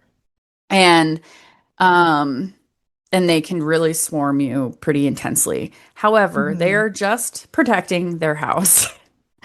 And I am of the mind that if their house is not in an inconvenient place, just let them go. Just let them Yeah. live. Like, We have a nest near our, like on our house at the very top near the attic. And mhm. I'm like, you know what? Don't come in my house and I'll leave you alone. Yeah. Well, and even if they come in your house, like I was walking through my house one time and there was a really big wasp. And I was like, okay. And but I know because I was not threatening her or she was not trying to defend her nest or whatever, I literally just put my finger down and she climbed on top of it. And then I just took her outside and like put her on a leaf and she was fine. Oh wow. As long as you're not like actively trying to harm them, they You're not won't. swatting at them and you're Exactly. Um, and the majority of the wasps in this family, in Vespidae, are going to eat pest species in your garden. So they will eat caterpillars or they will bring caterpillars back for their young, like a couple different things that they do, but they will basically reduce the amount of pests that are in your garden. So if you can leave them alone, that's great. But also, I understand when people are scared of things. I get it, but I think it's like the unpredictability a lot of people don't know. Like, yeah, so some of the yellow jackets have like nests that hang that you can very clearly see. It's like the paper wasps and stuff. Like you can very clearly see like that is a nest that is hanging. Some of them have make like mud nests and you're like, cool, there you are. I got it. I see you. But then a lot of the yellow jackets will also nest underground. And those are the bad Oh, ones. really? Those are the ones that scare people the most because and I mean because you could just be walking and then if you step on where their nest is, um, if they haven't dug their nest down deep enough and you step like on the soil around it, you might disturb within the nest and that's gonna set them one of them's probably going to emit alarm pheromone and that's going to tell them like oh heck like something's happening and then they're going to immobilize and you are unfortunately the largest thing in the area that they think probably and you Yeah, probably did it was cause it. you. It was you. And so yeah, they'll come out and they'll swarm you and they'll sting and they'll bite and um honeybees are actually the only bees that have a barbed sting where it comes out like once they sting you, it comes out of their body and they die. So most bees and wasps, if they sting you, they're gonna keep stinging you. Like it is not a Right. one-time gig. And so and vespids just they just hurt. I mean, they're larger than a lot of the bees are, and their weaponry is a little stronger.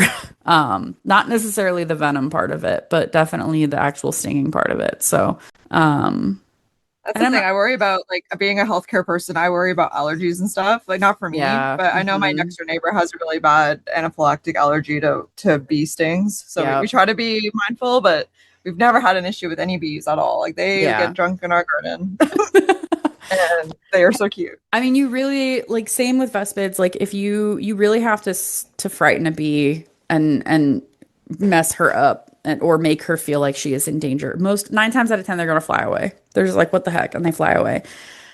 They'll only sting you if you're either messing with their house and they get scared, or if you are trying to mish them.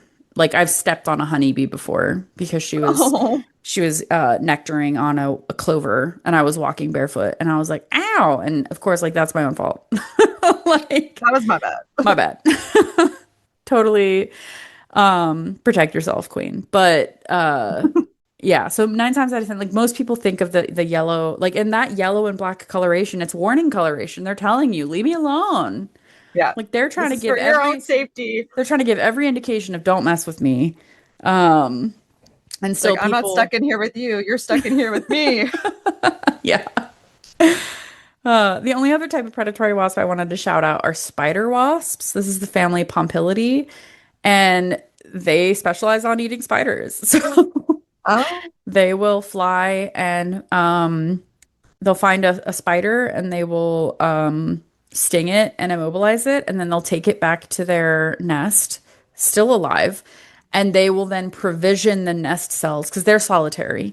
So they will then provision the nest cell that they lay an egg in with a spider that they have immobilized. So imagine you're a spider, right?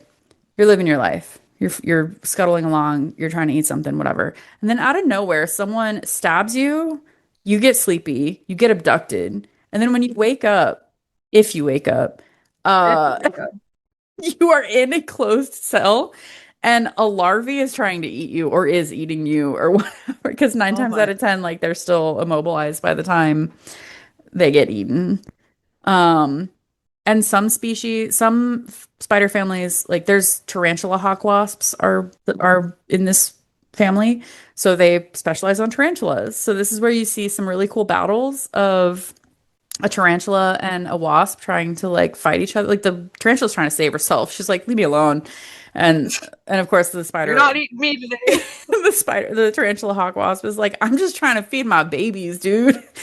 But it's funny because they're still fairly they're large for a wasp, but they're not usually as big as the tarantula. So I'm just imagining them flying back to their nest with that.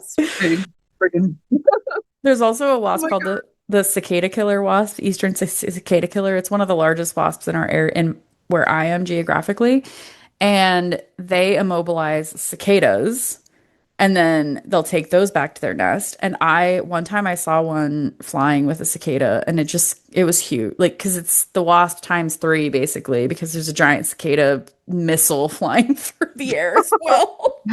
Pardon me. And I think Just gonna go over here. so it was flying in my direction. I tried to move out of the way, but she kind of like flew near me and then she dropped her cicada. And then I was Oh trying it, but and it no. like fell in the flowers. And so I tried to pick it. I tried to like I picked it up. Because I watched her, she was trying to find it again. So then I picked it up and put it like a little bit higher. And I don't think she ever found it again. I'm really sad that she dropped Oh, it. you had such a good catch. I was like, "Aw," but luckily there's millions of these things right now, so you're fine. Just go get another one. That would be a crazy thing to see though, like carrying this Oh huge my gosh, thing. it was wild. Um, yeah, imagine a cicada, but that being carried by something else. And so cicadas are also very clumsy flyers, but cicada killer wasps are not. So Oh, okay. it was very weird to see, but okay. Last thing we're going to talk about, and then I will be done yapping at y'all about bugs. Unless you want me to continue yapping. You can ask specific things if, at later episodes or whatever, but I'm not going to be doing it quite the way that I've been doing it. The Are the listeners know bees? what they signed up for. They do. Yeah, last thing is the bees. And I did that on purpose because we're going to be talking about Yay. bee simulator.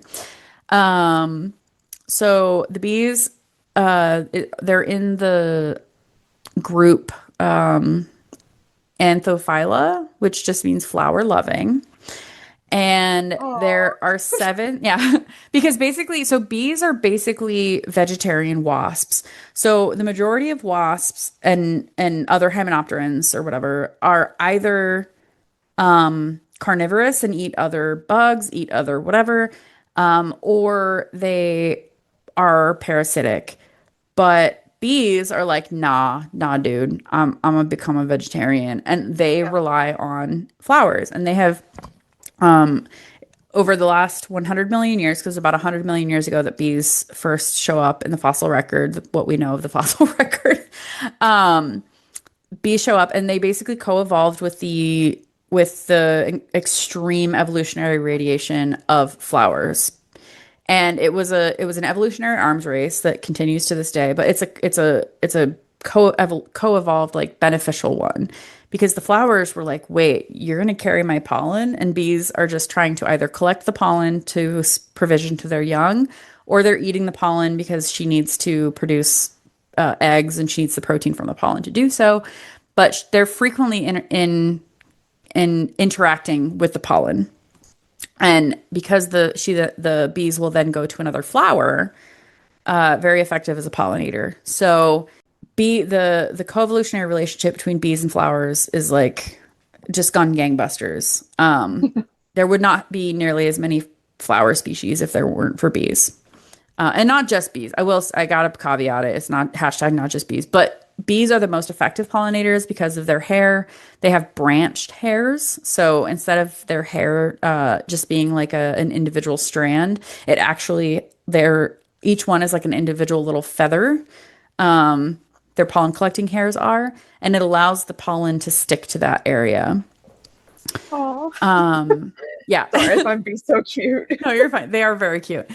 Because and a lot of them are really fuzzy. Not all of them are fuzzy, but a lot like bumblebees are incredibly fuzzy. Very cute. Um, 90% of bee species are actually solitary. So I have to do my work here of battling misinformation. Because a lot of folks, when they think of bees, they think of specifically honeybees. But honeybee, there are seven species of honeybee, and only one of those is the honeybee that's in North America, and it's not actually even native to North America. It was brought over because people liked honey. Interesting. So whenever I see something that's like save the bees and it has like for North America, it's like save our bees or whatever, and it has a photo of a honeybee, a little bit of me dies. Those aren't even Arby's. Not even our bees. Like not even the ones we need to be saving. They're still very important. We need to continue to use them. They're basically like a we manage them for their pollination services and for the products that they provide. So, what But is the most important type of bee then? so it is a really is it is an it depends because the way that bees and flowers have co-evolved, there are going to be bees that are the most effective pollinators for very specific flower species. And vice versa, there's certain flowers that are going to be the most effective source of resources for a bee. So it really depends. Like if you're trying to say for crop pollination, then it's honestly probably just a not a specific type of bee, but it is to have a strong community of bees in the surrounding area around your crops. Um, in if you're growing alfalfa, there is the alfalfa leaf cutting bee. It is a very specific species of bee that is the most effective pollinator that has co-evolved with alfalfa.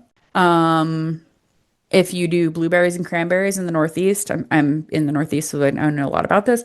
It's a lot of the native bees, so the Andrenids, the mining bees. I always think of the scientific name, and I always have to be like, "Ugh, what is the common name?" Um, so Andrenidae are the mining bees, Halictidae are the sweat bees, Megachilidae, those are the orchard bees, or and the mi and the orchard mason bees. Um, those are going to be some of the really effective ones. And then bumblebees are also incredibly effective depending on where they are, and what they're pollinating. Hmm. Um, but yeah, most of them are solitary, so it's going to be a single individual female that mates and then comes and provisions a nest cell. Think of like an ant tunnel. They'll have either underground or in wood. They will have a narrow channel or tunnel that they have excavated, or if they use secondary tunnels that they have encountered. And then the female will make a provision. She'll line the nest to like waterproof it. And then she'll provision the nest with food. And then once it's all squared away, she'll lay an egg in that nest, in the nest cell, and then she'll cap it, and then she'll do another one. Um, and they do this like a single solitary female could lay up to like 200 eggs, but it's normally a lot fewer than that. And there's so much that I could say on this topic, but I'm trying to figure out what's most important. Yeah, they're Out of just really cool. curiosity, sorry, were bees what got you into entomology?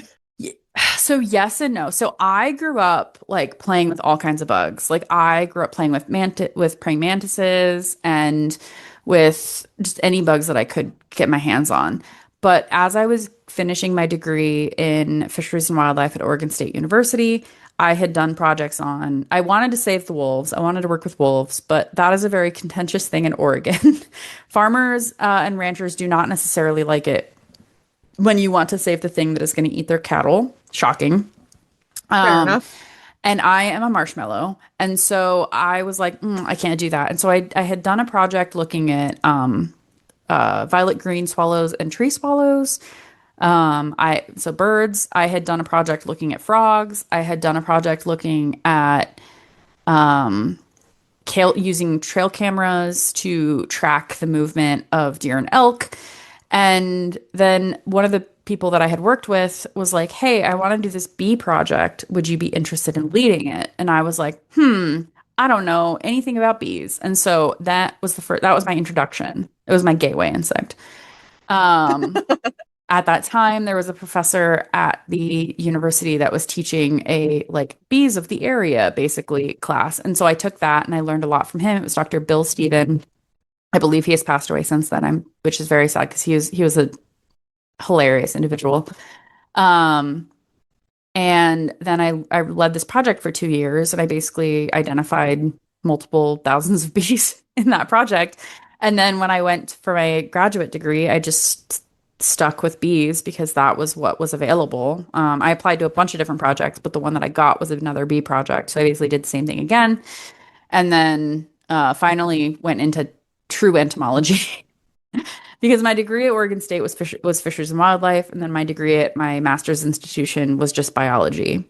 Um, but here I got truly entomology. And that was actually the first time I took like a full entomology course. So I didn't even really know about like any of what I've been yapping about for the last four episodes. I didn't know any of it until like 5 years ago.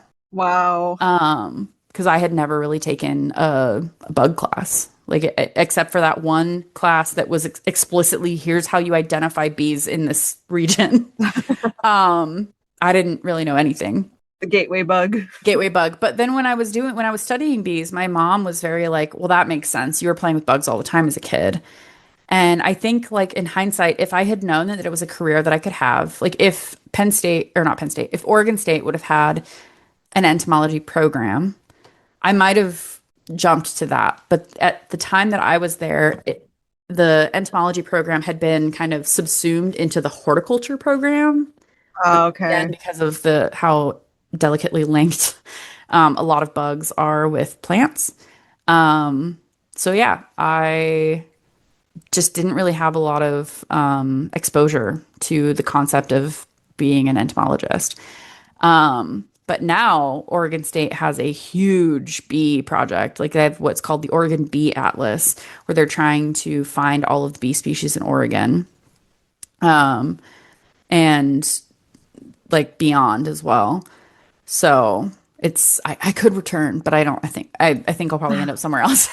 But Oh, yeah, that's so quite the journey for you. they kind of were my gateway, and so they were the main focus of my research for over a decade.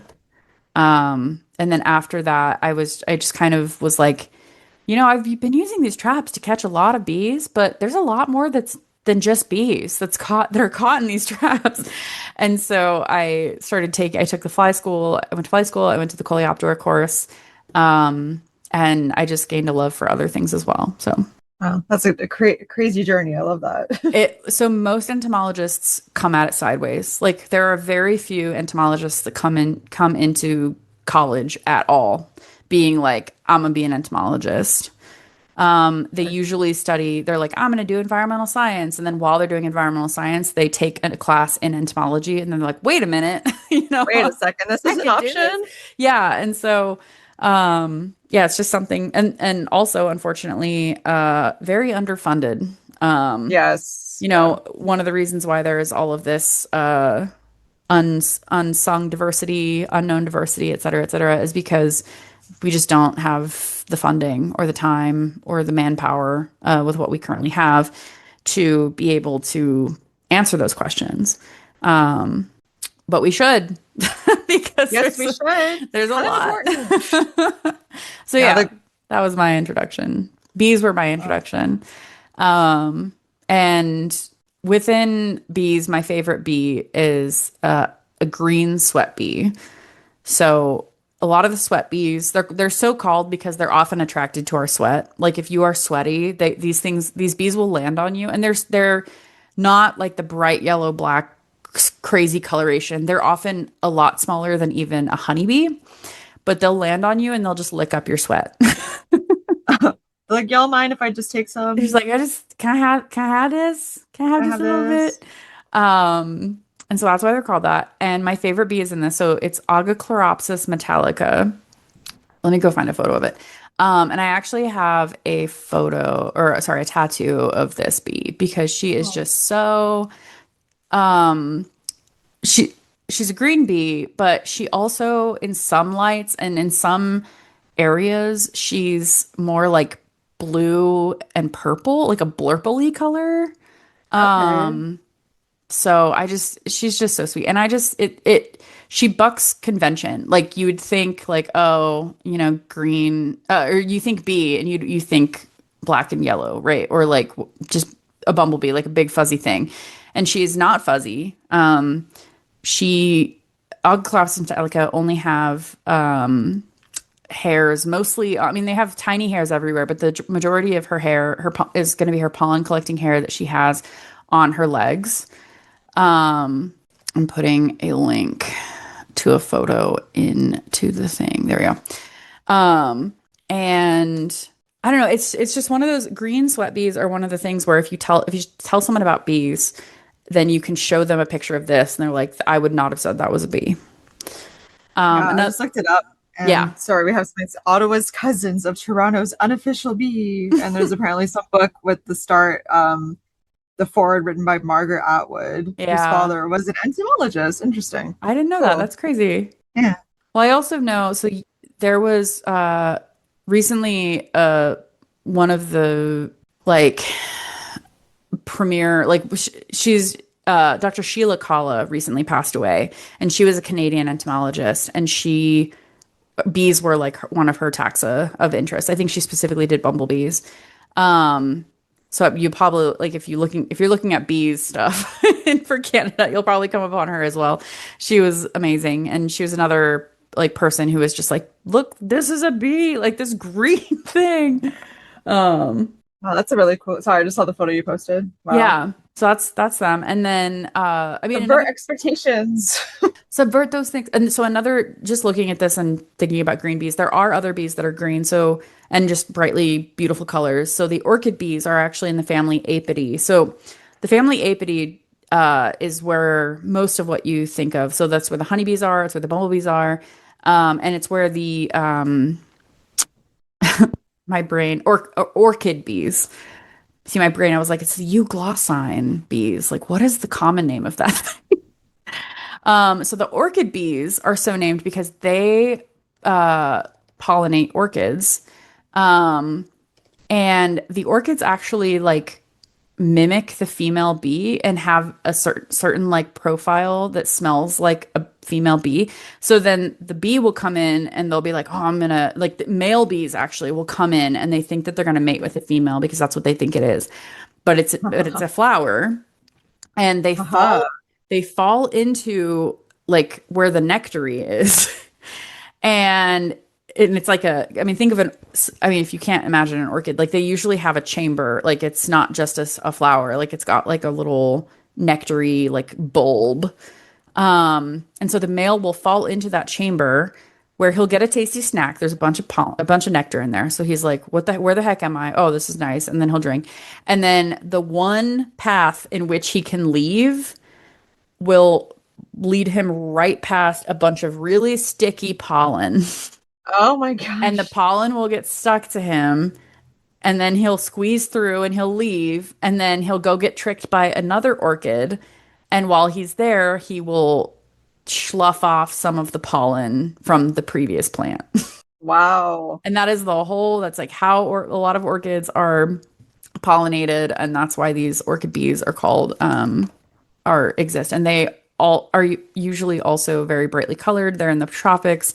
And they will also, another interesting thing about them is that they will collect volatiles, so floral oils, floral scents, like things that smell a certain like strong way or whatever, strength. Um, I mean, in some of them, it's not just that, like they will collect feces, they will collect urine, like they will basically collect all of these material, this like concoction in their legs. There's like a little like cauldron in the male's legs, and then they will create basically a perfume, and then they will use that to attract a female. Interesting. They are wild. They do some That's of the like, weirdest things. So yeah, I actually saw an orchid bee in Costa Rica as well. These things are just nuts. Here, I'm going to post a link to a video that's orchid bees. Oh wait, where did it go? Orchid bees brew their own perfume. Uh, so they have their little cauldron at the bottom where they make their. yeah, like on their Yeah. legs, like one of their legs just has like a huge thing, a huge little thing. So there's a link to that, to just a random ass YouTube video. Um, okay. There's also bumblebees. I'm not going to talk about those. Another type of bee in the family Apidae that I wanted to mention are called nomad bees, or nomada is the genus that they're in. And these are kleptoparasitic bees. So these are bees that if you look at them, they do not have any, like they're virtually hairless, and they don't even collect pollen really. That's not their vibe. Their vibe is to go into the nests of other bees that are nearly finished. So, imagine you are a mining bee and you've made a mine and you've provisioned your nest cell and your young are totally set up and you're like, okay, this is good. And you're like, oh, but I just want to go get one more thing. So then you leave the nest cell to go get like some dirt to like close up the cell or whatever. These nomad bees or nomada bees will be hovering around an andronid's like nest site. They usually nest in aggregations. So the where a bunch of the andronids are nesting. And when they see a female leave, she will go into the nest cell, the tunnel, and she'll find cell that's nearly finished. And she'll be like, this is great. And she'll lay her egg in it. And then their eggs, it's like a cuckoo bee. They're also called cuckoo bees, like a cuckoo bird. Their egg will hatch before the mining bee's egg. And that larvae will then eat the mining bee or kill it or something.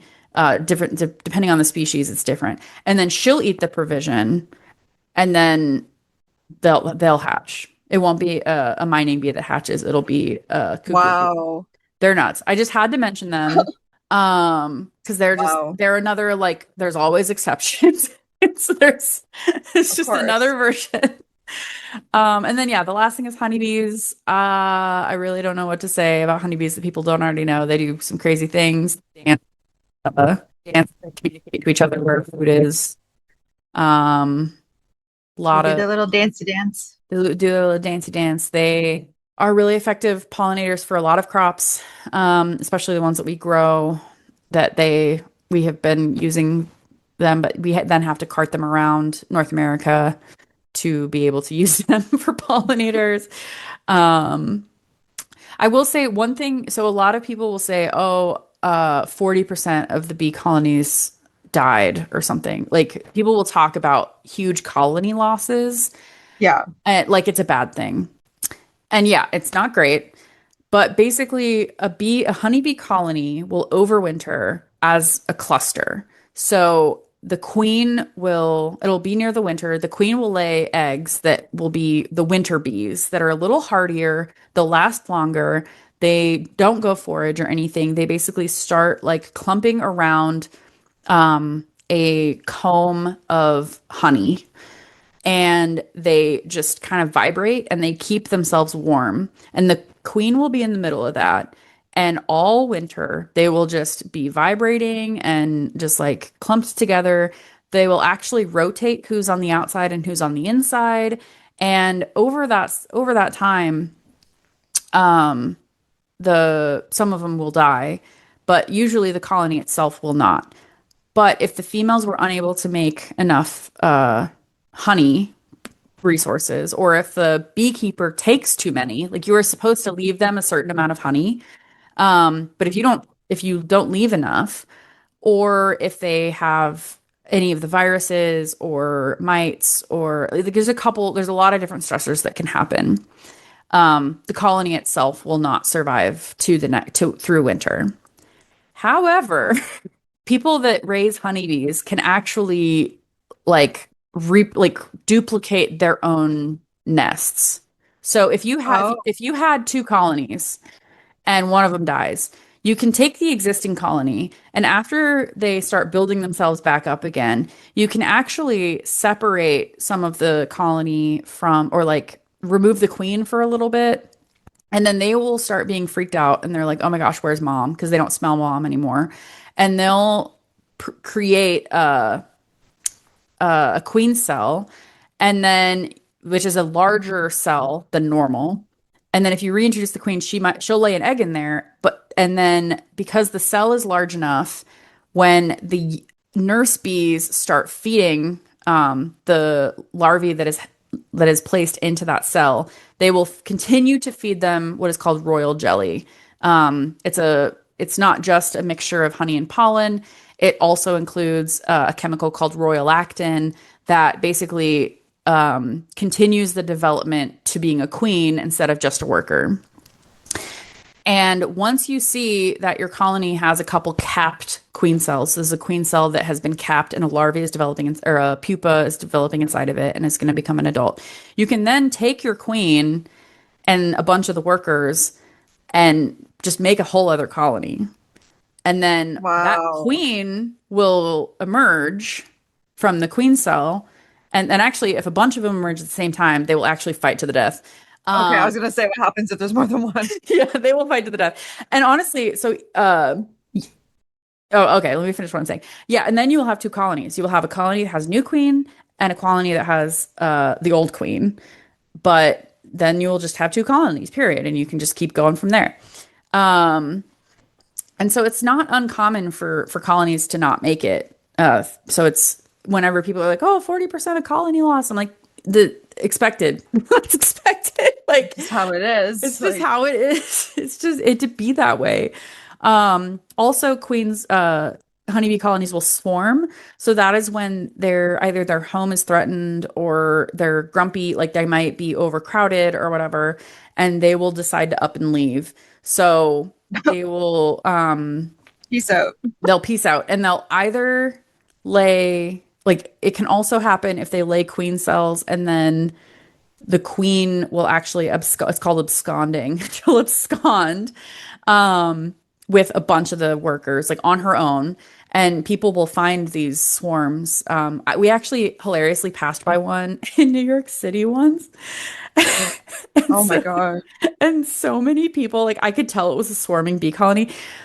And bee colonies, when they're swarming, they don't have something to defend. So unless you like harm an individual and then she emits alarm pheromone and then they're all scared, or if you harm the queen, they don't care about you at all. No, So they don't like and that's why you can see those videos of the girl like finding a bee swarm and just scooping bees up like with yep. her hand They don't because care. they do not care. They don't have a home. They're trying to find a home. They don't have a home to defend. And so there was this huge, like clearly a bee swarm, and like so many people. There's like a bubble around this swarm because people wanted to like stay away from it or whatever, right? I just walked right through it. Walk right into that. Just walked right through it. Like they were swarming on like a flower pot, and I just kept going. I was like, They're busy. I got places to be. They're not gonna mess with me. And I heard people like exclaim, and I just like I think I had my headphones in a little bit, but I just like kept going. I was like, man, it's Should have just fun. grabbed one and been like, cool, cool, Look cool. at her. Yeah, no. Yeah. I was just like, man, I can't be bothered to walk around this. No. So yeah, that's basically that swarming behavior is what honeybee keepers can leverage to create a new colony. Like the colony is already wanting to swarm, already like feeling crowded or whatever it is. And then you just take them elsewhere and give them another Very cool. home. So Yeah, a lot of this has to do with is great setup for Bee Simulator too. oh yeah. So then yeah, but I mean we should just then we can just transition into Bee Simulator. Sure. Before I say that, there's a working farm in Ottawa. There's a Mhm. museum called the Agriculture Museum, and they have a whole bee building basically where there's a big glass and you can see the honeycomb being built. You can spot the queen. You can see Yeah. the bees going in and out. It's so cool. Yeah. I go with the kids all the time and they always like, oh, can you find the queen? It's like, yeah, pretty easily. Yeah, I mean it's well, And and it's especially super cool. not only can you usually find her pretty easily because she thick. She has a way bigger abdomen than the rest of them. But beekeepers normally routinely will put a dot of paint on her Yeah, she thorax. had the one in Ottawa. Yeah, she always has a Yeah. white spot on her. So Yeah. they'll take like a paint pen that you might use, like that you can get from like Home Depot or whatever, and they'll just Mhm. go bloop right on Bloop. her thorax. Yeah. So then it is incredibly easy to find her, which Oh, is it's important super cool. if you think your colony might be grumpy with her and might be trying to create a new queen. Because sometimes the colony itself, if for some reason she's getting too old or if they're overcrowded or whatever and they're unhappy, like they'll start the swarming behavior, but they might also just kill her. Okay, that was gonna say well, if they're really unhappy, well, they just like Yeah, they eat might her. just kill her. Yeah. And then so some beekeepers you always want to have that so that when you go into your colony you can easily find the queen and you can easily figure out if they have lost their queen. I'm trying to remember the exact terminology. Part of me wants to say that it's queen wrong or queen wrong. Yeah, queen wrong versus queen right. But yeah. So Yeah. woo, that's my rant about bugs. Um That's what people wanted. woo. So the game we're talking about today is Bee Simulator. I played on PC. How did you play? Xbox. Xbox. Okay. So I used an Xbox controller. Hmm. So basically you live the life cycle of a bee. You can pick your own name or you can use your name that is suggested to you, which is Biscuit, which is amazing. I just went with I Biscuit. kept mine too. I kept mine too.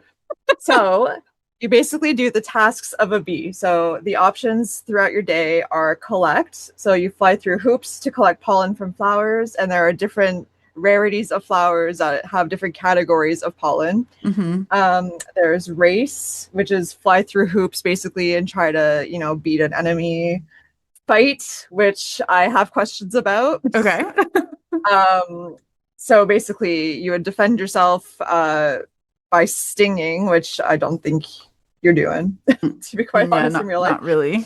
No. Dance. So basically, you come across another bee, and either they're lost or you're lost, and you have to mimic the directions that they give you, which I thought was Also, cute. also not true though. Okay. Sting, which you can do on people, balloons, different things in the environment. Just if you want to wreak havoc in Central Park, you are Yep. encouraged to do that. And then standard missions. So basically, helping other bees in the hive, helping animals find their lost mom, which, okay.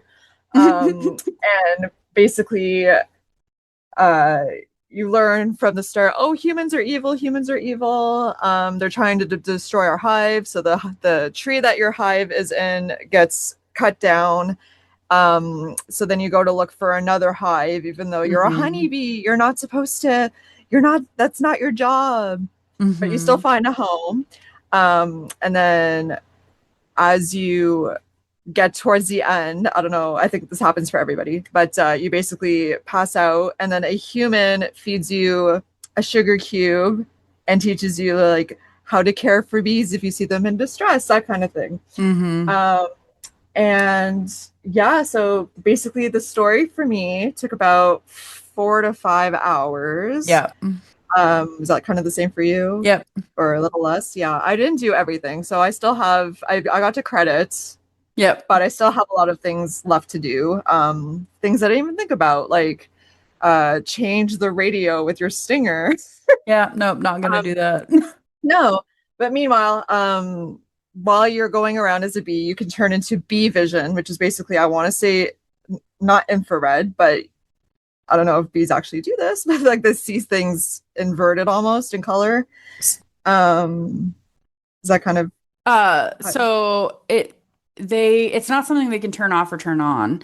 They no, basically no. bees have a different spectra that they can see, and they can actually see ultraviolet. So when they look at a flower, for example, there are usually lines that we can't see in the flower that kind of direct the bee where on the flower to go.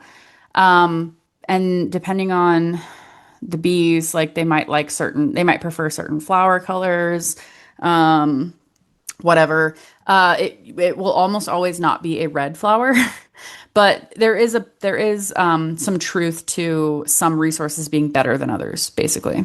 Okay, yeah, because they have it categorized as like epic pollen. Yeah, there will be some Um, pollen that is, and there's actually a whole like study of bees where people are looking at the nutritional capability of different flowers and how different bee species need specific pollen nectar ratios. oh, interesting. And sorry, not pollen nectar, protein lipid. Oh my goodness. So the ratio of protein to fat that either the pollen or the nectar might provide, and that certain species of bee might prefer certain flowers because it has a ratio that is closer to what they need. Oh, interesting. Yeah. Yeah, that was not really mentioned in the No, game. I will get to my critique, Yes. but Okay. I'll let you keep Um, explaining. sure. So you can go around, like once you beat the story, you can kind of just free roam as you want. And I think even without the main story, you still can. Yeah. I just wanted to get to the credits to see what the end was. But you can come across different wildlife and you can record them with knowledge points in your hive. You have this little archive library where you can make a little nature journal, I want to say, Yeah. where you make these little trophies of, an ant or a deer and like all these different creatures that you come across. And then you can ask them for advice throughout the game. But and with the loading screens and stuff, it gives facts that you may not know and resources to help your local bee community. Mm-hmm. um, I bought it on sale. Um, this game's from 2019 and it's still being sold at $55 Canadian, full price. Mm-hmm. I don't know how I feel about that. If you really want to play it, though, I guess you'll pay what you want. But Yeah. I don't think it's an overly long game, from what I've seen. Even if you want to 100% complete it, I've seen people say it takes about 10 hours to unlock everything to get the 100% achievement. Mm-hmm. Um, yeah. So, what are your thoughts? What are Okay. your accurate Yeah. nature thoughts about this? I'm gonna go down the list. Okay. Yeah. So bee life cycle. You wake up and pick a name, and then they're immediately like, get to foraging. Uh, wrong. So Wrong. honeybees, when they emerge from their nest cell, they are immediately become nurse bees. So they immediately begin taking care of the bees that were there, that are right there as well. Um, they might also do have like nest cleaning or like, yeah, hive cleaning duties. So there are some that are kind of like the janitors of the nest. So if like a bee died in it, or if they find something that is bad, like something, just some type of debris or something, they will remove those. If they find a tear in the hive, they'll fix that with wax. Um, or propolis is another thing that they use for that. But it isn't until they're like a week or two old that they will switch to becoming foragers. So the Okay. waking up and immediately being a forager is not correct. Um, but otherwise, I mean, the foraging part seemed fine to me. Going out and bringing stuff back. The collecting, I mean, you just fly and we just, yeah. I mean, that's pretty standard. Yeah, they have checkpoints where it's like, oh, my legs are dripping with pollen. I need to drop this off at the honeycomb. Yeah. The race, I mean, bees probably don't race each other in the wild. I don't know No, though. We don't know that. they don't know that. I don't know that. Okay, the fight. So this is not accurate either. Like if an individual bee were to start fighting a wasp, like she's gonna fly away. She's not gonna try and do that. And it was usually yellow jackets specifically, which don't really mess with bees. So No, and they were it's all really French funny. for some reason. They were all French. They were all like really mean. Like they were just so mean. And I didn't appreciate that because for the most part, they're not going to be messy. There are some wasps that, and I'm trying to remember, I think they are in the family. I know there are some in the family Vespidae, but there might be some in the family Sphekidae as well that will attack honeybee hives. Like think of the murder hornet. That is a Vespid wasp that will come and kill a bunch of honeybees and will either eat them or use them to provision her nest. I don't really understand that. They're not in the North America, but a few individuals were found in North America and everyone thought that they were going to take over and they were going to be Oh, here. Did you not hear about this at all? yeah, I did. Okay, I was like, wait, I kind of suppressed it a little bit. Yeah, no, you it's, said, it's oh jogging wow, my and I was memory. like, excuse me. Hold on. No, This I is remember. huge. I think I suppressed it a little Well, bit. because it was a 2020 thing as well. So then we were all at home But and we the were hornet's all, back. yeah, and people were like, murder hornet, like this Yes. year can't get any worse. Um, Surprise.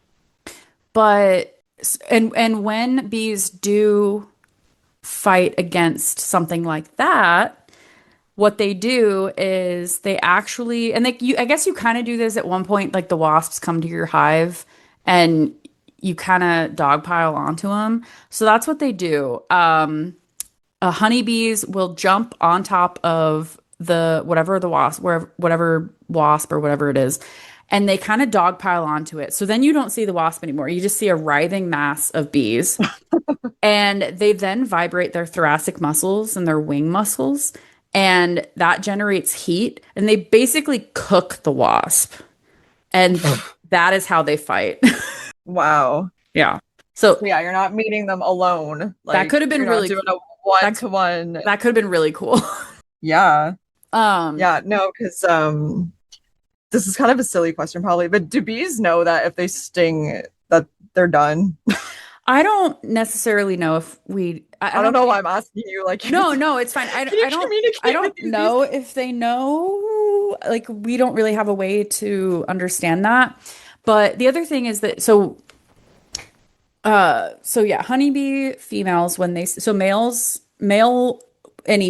wasps don't have a stinger because the stinger is a modified ovipositor and the ovipositor is an egg-laying organ, which is a female thing. Males have penises instead, period. Okay. And so if it's a male, it's not going to be able to sting. So any that are going to possibly sting you is going to be female. Um, and the barbed nature of the honeybee stinger is effective at like it will actually stick in the skin of pretty much specifically a mammal. And we think that it evolved because of bears. Interesting. Um, and so like if a bee stings another insect, it will break the cuticle, but it won't stick in the same way that it does human skin. So they could repeatedly sting a wasp like that. And when like queens are fighting, for example, like if there are more than one queen in a hive, or if the colony is mad at their queen and they want to kill her, they sting her, they bite her, like whatever. Like it's just another weapon.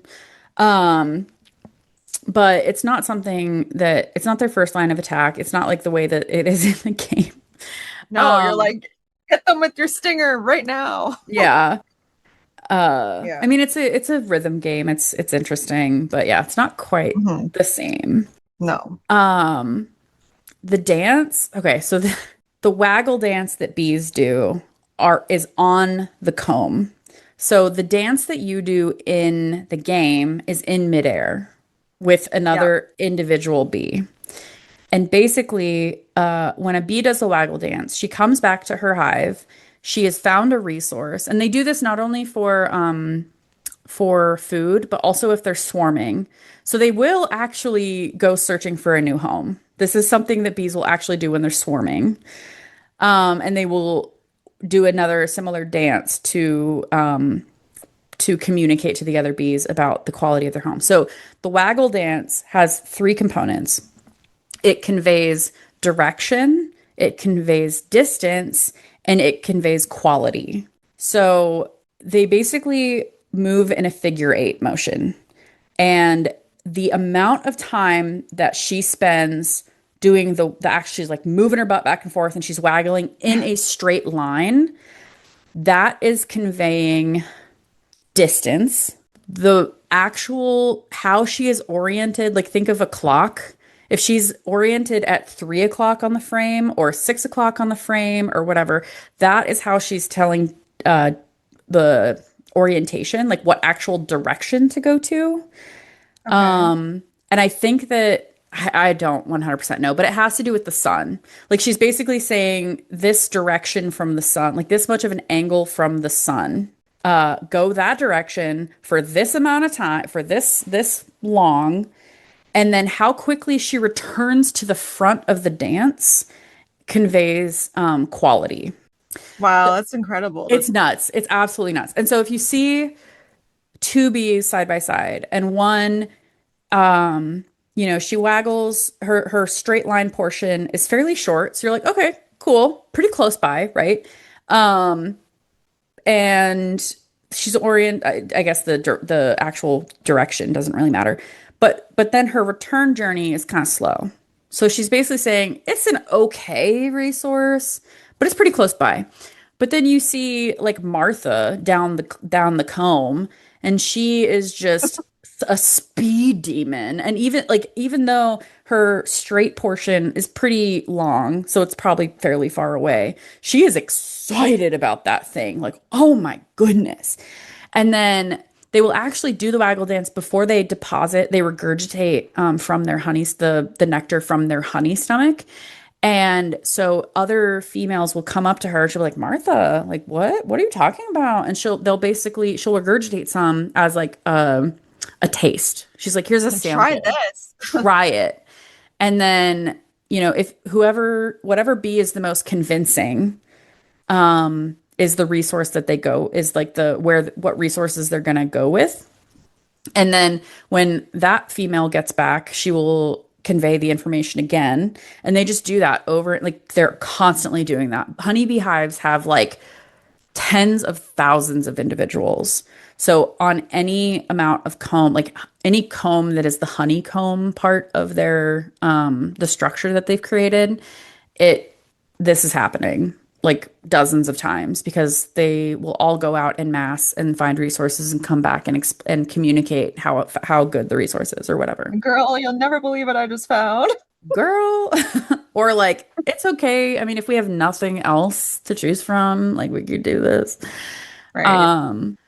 Yeah, So the dancing in the game was like, here's where your mom is. yeah. I'm gonna show you this dance. And like obviously it's you know what I mean? It's Yeah. not a simulator, it's an RPG, I'd say. It's like a rhythm game, yeah. Yeah, As and it's well. cute. Yeah, But but mid-air, like you're not gonna see that. yeah, you're not going to see it quite like that. Sting. Okay, so a straightforward bully stinging. So they're basically you sting people for fun. Wouldn't Yeah. happen because again, if you No. sting a mammal, that stinger coming out. And not only does the stinger come out, but usually so there's also the venom gland comes out. So attached to honeybee stingers, there's a venom gland that is constantly producing venom.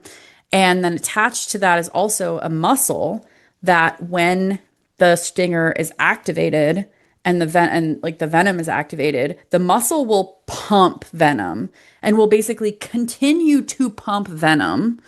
And there's also a gland that emits alarm pheromone. And so basically, the queen, or not the queen, the female stings you, she gets brushed off, falls off, whatever, and she's like 5 feet away, right? But the beacon that is telling all of the other females this is the problem is still in you. It's Yeah. still in your skin. So the first thing to do is to get that out and move away because they use that pheromone, that alarm pheromone to it's like all hands on deck. This is a problem and we need to fight it. And as long as you smell like that, you're going to get bees. As long as you're in the area of the colony, you're going to continue to get attacked. So you need to move away. That's why like water might be good. It's also why beekeepers use smoke because the smoke masks the pheromones. So even if some of them are emitting alarm pheromone, then it like dulls it. On top of if you put smoke in the air when they're breathing, it kind of like, I mean, if you've ever walked through a cloud of smoke, you know. So, like you kind of get distracted by breathing rather than whatever might be hurting you in the area. And then once you leave, they're fine. But yeah. So stinging is not necessarily something they're gonna. It's not. No, not that. I figured way. it was just for fun, because you can. One of the achievements is pop all the balloons. Yeah, I mean that's cute. I don't know Yeah. I don't know what they would do with a balloon. Yeah, this place is basically Central Park, and your initial hive is in a tree in the elk exhibit of the Central Park Zoo, is what seems like is happening. And the tree that you have, it looks like a really old ratchety tree. So I think the humans are just trying to get rid of it, like to chop it down because it's just an old ass tree. Like that tree. Yeah, I wouldn't say there's any it's not like the evil humans are deforesting. It's like, no, this tree's gonna kill all the elk in this exhibit. Yeah, this tree's gonna fall on one of these elk, and that elk is gonna get killed because this is a giant old tree. I mean, and it could also be that like they see that there's a beehive in there and they're like, wait a minute, like, ugh, like we don't want this. This is a zoo, right? I don't necessarily think it's that. I think it's more likely that that this is a dead ass tree. you can't understand what they're saying. Like if you go up to any of the people to sting them or whatever, it's like garble. Like there's no, It's kind of funny. you Yeah, it's can't like tell the what they're Charlie saying. Brown, like wah wah wah Wah, wah, like wah, wah. no Yeah. clue what's happening. I thought that was Yeah. a neat touch. Yeah. So I guess that's my, oh, I one more knit to pick. I when I started playing this, I immediately took a note. I just gotta scroll back through. Okay. The one of the very first things, so whenever you start a new game, it goes over like how important honeybees are, how important pollinators are, da da da da. And one of the things they say verbatim is honeybees are the most important pollinators. And I was triggered by that. You're Like, like, actually, no, actually, like the what is the most important pollinator isn't it depends on what is being pollinated. Something like that's such a alfalfa, vague term. it's Like, so vague. Like something like alfalfa, but honeybees cannot pollinate it, period, because the pollen is like spring loaded and then they don't really catch it. So they just get their booties handed to them whenever they try and pollinate alfalfa. There's a whole other beef for that, my guy. Like, don't even. So people don't use they will use alfalfa mining bees for or mason bees for that. Um, so yeah, it really the whole like honeybees are the most important pollinators. No, and especially because it seems like it's Central Park. If you're talking about North America, the majority of the flowers in this area have not co-evolved with honeybees. They've co-evolved with other bees. And oh, another thing is that honeybees, because they collect a resource, they will monopolize a resource. And if there are other bees trying to use that resource, they will actively like dissuade other like dissuade other bees from using the resource. Um, and also just make it so that other bees can't use the resource because they've used it all, right?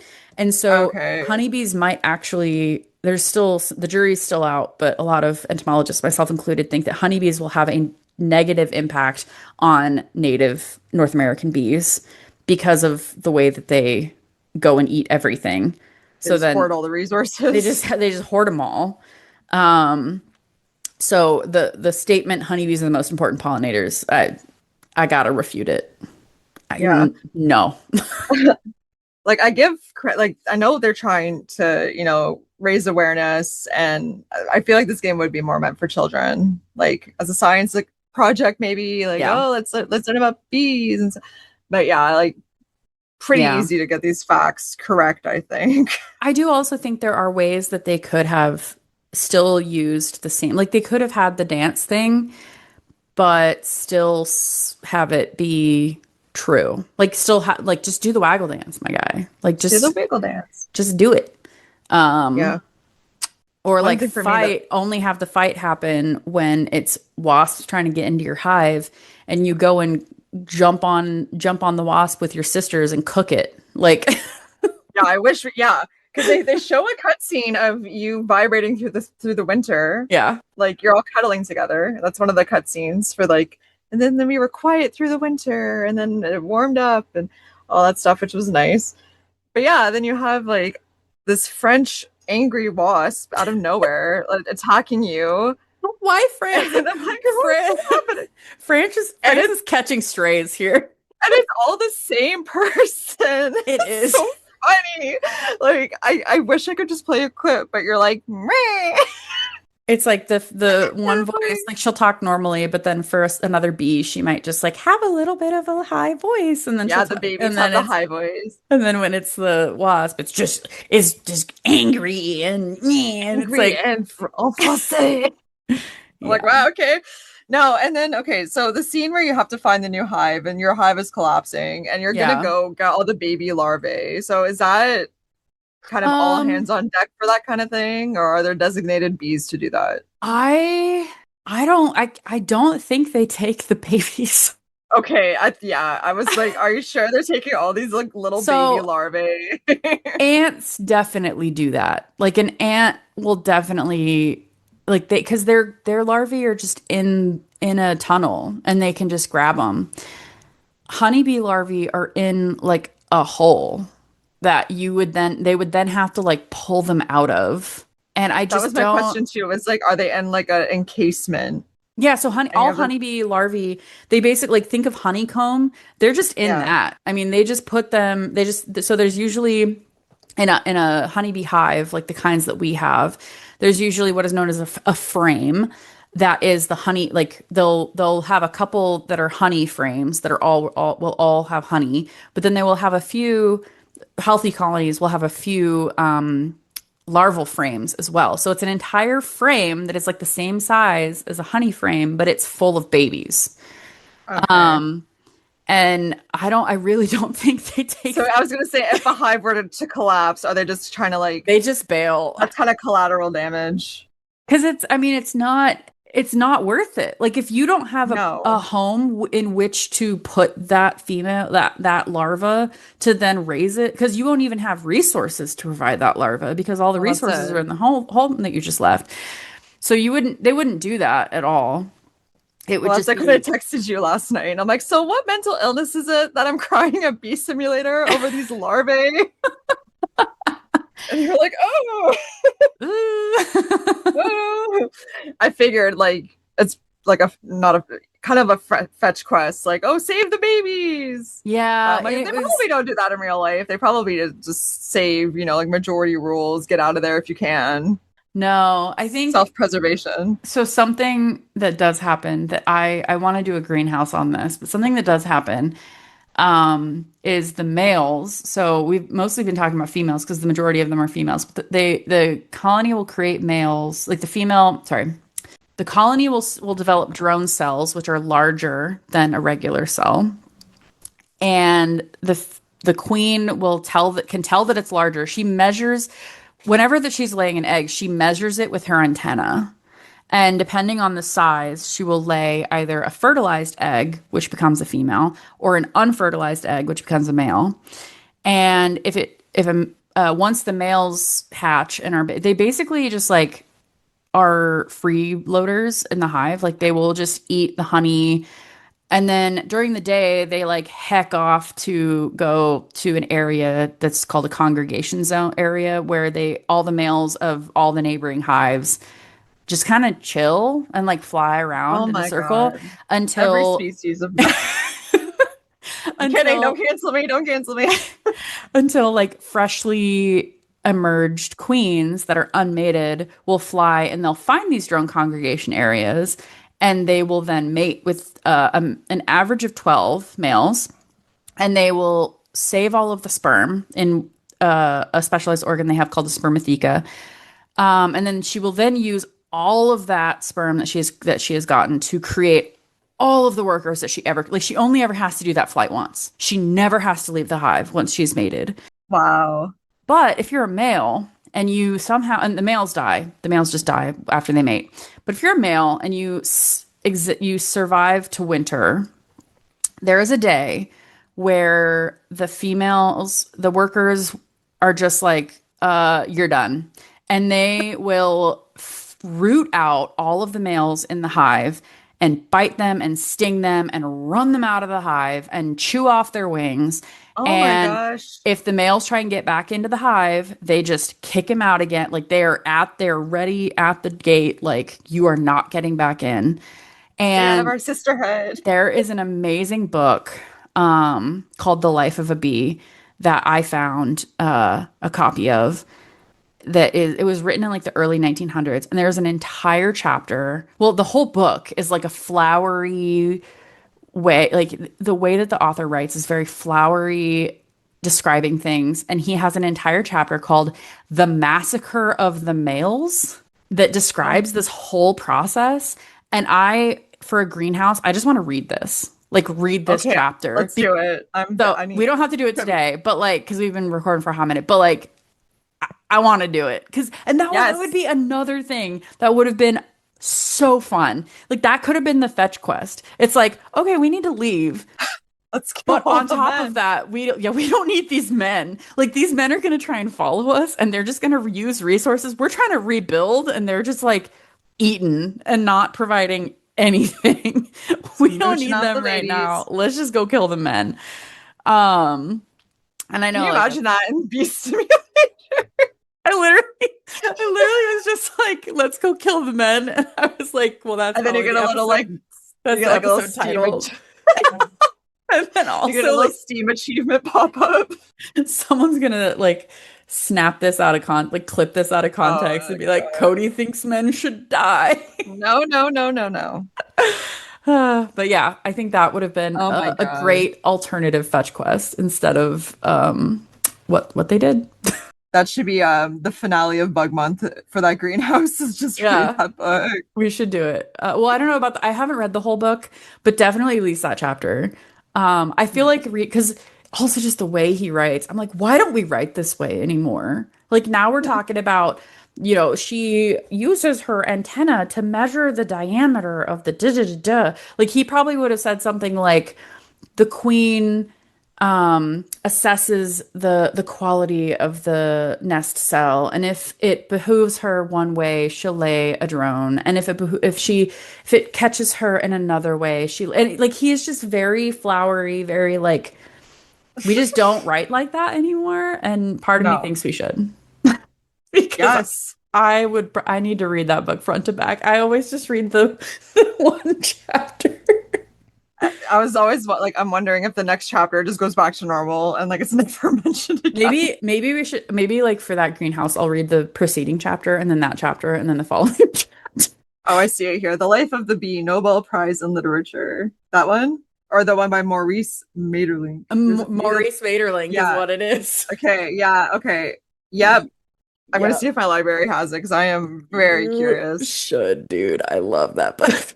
Anyway, if you yeah. want to have a cute romanticized idea of how a bee survives, Mhm. this is a nice fun game for you. I still think it's like a fun, cute little game. I do It's think cute. it also, although it has some factual inaccuracies, it still paints bees in a really positive light. So it'll still possibly like endear some people who might be against bugs to bugs. So I'm always here for that. Yeah. So I still would recommend it. I would probably recommend it for a younger audience and definitely do not pay 55 Canadian for it. No, please don't. Please don't. It's You on got it on Steam sale. sale right now. Yeah, I got it for I think 19.99. Um, But I'll probably go back and finish just see what some of the achievements are and oh, get my money's worth. it's currently save 80%. Oh. It is $4. Oh. So Come it's on. normally $20 USD. Our currencies are not that different, are they? No, they're not. Yeah, it's $27 Canadian on Steam here. That's okay, because on Switch it's 55. Yeah, no, that's how much it is, and then it's currently $4, which is 5.58 Canadian. And then you know what? Just for gigs, let's do the euro. Oh wow, the dollar sucks. 3.50. Yeah. It's 3.50, 3.5 euros right now. Interesting. On Steam, at least in my area. But yeah, there's an art book. Oh yeah, there's the Hive bundle. Oh, the DLC where you can customize your own honeycomb. Mm-hmm. I think is what it is. I'm trying to scroll. Oh, literally says a world inspired by Central Park. Get out of here. Introducing new mechanics, game modes, and fresh as spring pollen content. Interesting. Yeah, I'm not going to do it. But that's great for someone else. Great. It's great for someone else. I am curious what they added, but not enough to play it again. I mean, and it's also on Game Pass, so which is how I played it. So I didn't pay anything for it. So it's one of those like if you have Game Pass, it's worth looking at. I mean, it's only like you said, and I similarly got to credits in like 4 hours. So it's not going to take your time. It's not going to take that much time away from you. So worth exploring. But definitely ruffled some of my feathers a little bit. Yeah, it's a good gateway into maybe being more interested in bugs. But yeah, if you want to play a honeybee game, I recommend Apico. So we've covered Apico on the podcast before. It's a game in which you are a beekeeper, but you are using your powers for good. And you I don't know if you know this the story or not. So It's the developers from Europe, and in Europe, honeybees are native, so I will reduce some of my ire. But all of the bees that are in Apico in the base Apico are honeybees basically. But you're trying to find the different species like subspecies, and there's like a water one and a pond one. Like it's not like a certain species, it's like variants basically. And you are trying to find them, collect them, and then return like basically build them up and return them to the world. So it's nice. They also, Oh, I think, 10% of the proceeds go to supporting bee or insect conservation. oh, good. See, I'm hoping Bee Simulator does something like that, Yeah. but I don't know. I don't think I they don't do. see anything like off the top because I feel like if it did, it would be plastered everywhere. Yeah. Um, But Apico, so when we covered Apico on the pod, we were talking to the developer L. I had to go on my rant a little bit about how honeybees aren't the only bees, da da da. Da. And so they ended up developing a DLC in which solitary bees are introduced and butterflies. And the oh solitary bee scientist that like she she's based on me. And my yeah, God. she basically like comes to your island and she's like, "Let me see your book." And you show her your journal and she's like, "You don't know anything." And she like tears out pages and adds a bunch of pages and she's like, "Go learn about solitary bees." And I'm like, That's honestly, that's incredible. kind of how I feel I come across sometimes. So, but yeah, That's amazing. it Okay, I was need to just go really play that. funny that I basically like we interviewed them and then I can't remember if it was before the interview. I think it was after the interview. Like I was like, let me know if you want to hear about solitary bees. And then, That's incredible. they like bounced a couple things off of me a couple times. Like, oh, how about this? What do you think of this? And I was like, yeah, sure. And then they were like, here's your sprite, like, or give me a photo that can This be is your you. sprite. And I was like, okay, here's a photo of me in overalls. And then that's what my character is wearing. Oh my God. Okay, I need to look at that immediately. Yeah, it was so that's if you want to play a game about honeybees, I'm a little biased, but also I think it's a game that's actually like part of the proceeds go to support conservation. It covers solitary bees and butterflies as well. And the butterfly scientist is also based on a real scientist. That And I is so think cool. it's canon that we're both female scientists and it's canon that they are roommates. Oh my God, they were roommates. Oh my God, they were roommates. Wink, wink. Oh my God. Yeah. Okay, yeah, just because I know you, I gotta play this game. I was gonna say the most accurate game for bees Yeah. is obviously Bee with Gun. Oh yeah, so Chelsea brought up this game to us on the team Slack. And we were Got like, well, we it. got to play it. So in the future there will be an episode or a greenhouse or whatever on the game called Bee with Gun. I cannot wait. I bought it It's and only $5, so yeah, no, I because I was looking up Bee Simulator, then Gwen was like, "What's that? Bee with gun? Can we watch a trailer?" And then it just shows this little bee like it's angry and it just whips this gun out. It's like now it's your turn to fight back. I'm like, yeah. okay, sold, sold. So stay tuned for that episode. Yep. My goodness. Thank you, Chelsea, for joining me for this episode. Do you have anything that you would like to share with the audience? Um, if you want to follow me on Instagram, my username is Zelda Greensley, I believe. I think if that's helpful. Mhm. Zelda Green. I mostly just post nothing, but I'm looking into getting back into my music stuff, posting Hmm. concert videos, video game stuff, because I am a huge nerd and I like Pokemon and Zelda. So Woo. if you want to see some of that stuff, you're more than welcome to join me there. Are you looking for friends on Neopets? Yes. Okay. You gotta plug that. Zelda Greensley. So yeah, please add me and I will give you stuff. Yeah. I should probably I'll do That the sounds premium and then yes, join me I'll and I will give add you you and you can give some me stuff. yeah, I'll give you stuff. I wonder, like, is there a thing that it's like who referred you to premium or something? No, I don't think so. I'll look into it, but I Because never maybe saw any like sort of we could be referral. friends and then maybe like if you would be like suggest to this person that they get whatever, and then you could get kickbacks from that. Oh, I'll look into that. I wonder, they probably actually don't have that because then people would just make a million um accounts and Well, then that's true. like give Hmm. themselves all the kickbacks. But Why can't we um have anything nice? Can't have anything nice in the because world. everyone because the scalpers ruin it. Um, Um I mean, I don't have much to share to the audience. I've just been yapping to you for a long time. I guess the one thing to share is if you made it to this part of the podcast and you are someone that works in a museum or for bug insect biodiversity or conservation and you are looking for someone to hire, hit me up because I currently have some like part-time identification gigs, but other than that, it is not a fun time to be working in conservation in you gotta my plug your country. LinkedIn. You gotta plug your LinkedIn at the Dude, bottom. my LinkedIn. So I do have LinkedIn. I mean, it's just my name. And I dox myself everywhere. My name's everywhere. But like the link, I'm grumpy with LinkedIn. It is such a scam. It is. But I mean, sure, look me up on LinkedIn if you're interested. Or just reach out to me through LinkedIn or through the whatever. Find me somewhere. You can. I have Blue Sky. Um, what else has Blue Sky is the podcast. So you can find the Mm. podcast at Tumblr and Blue Sky at THS Pod.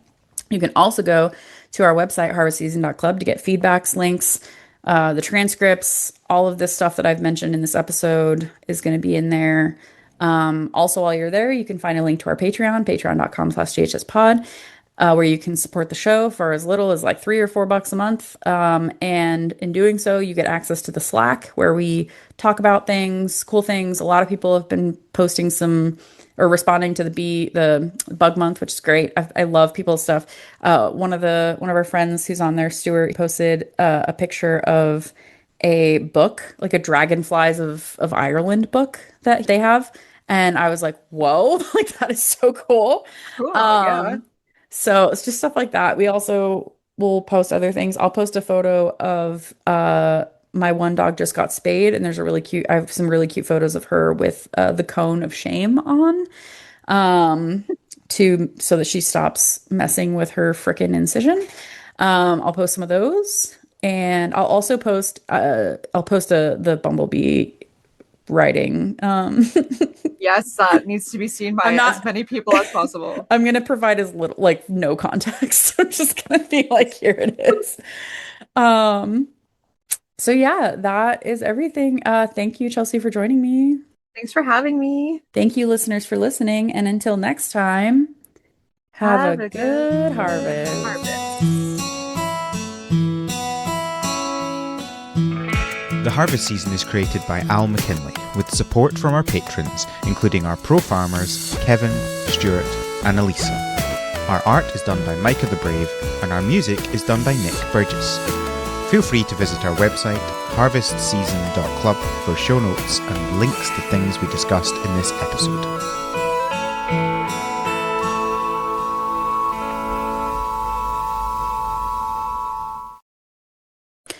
Okay, well, that was a almost 3 hour rant. It's probably more like 2.5 hours after Al Cut's deadness.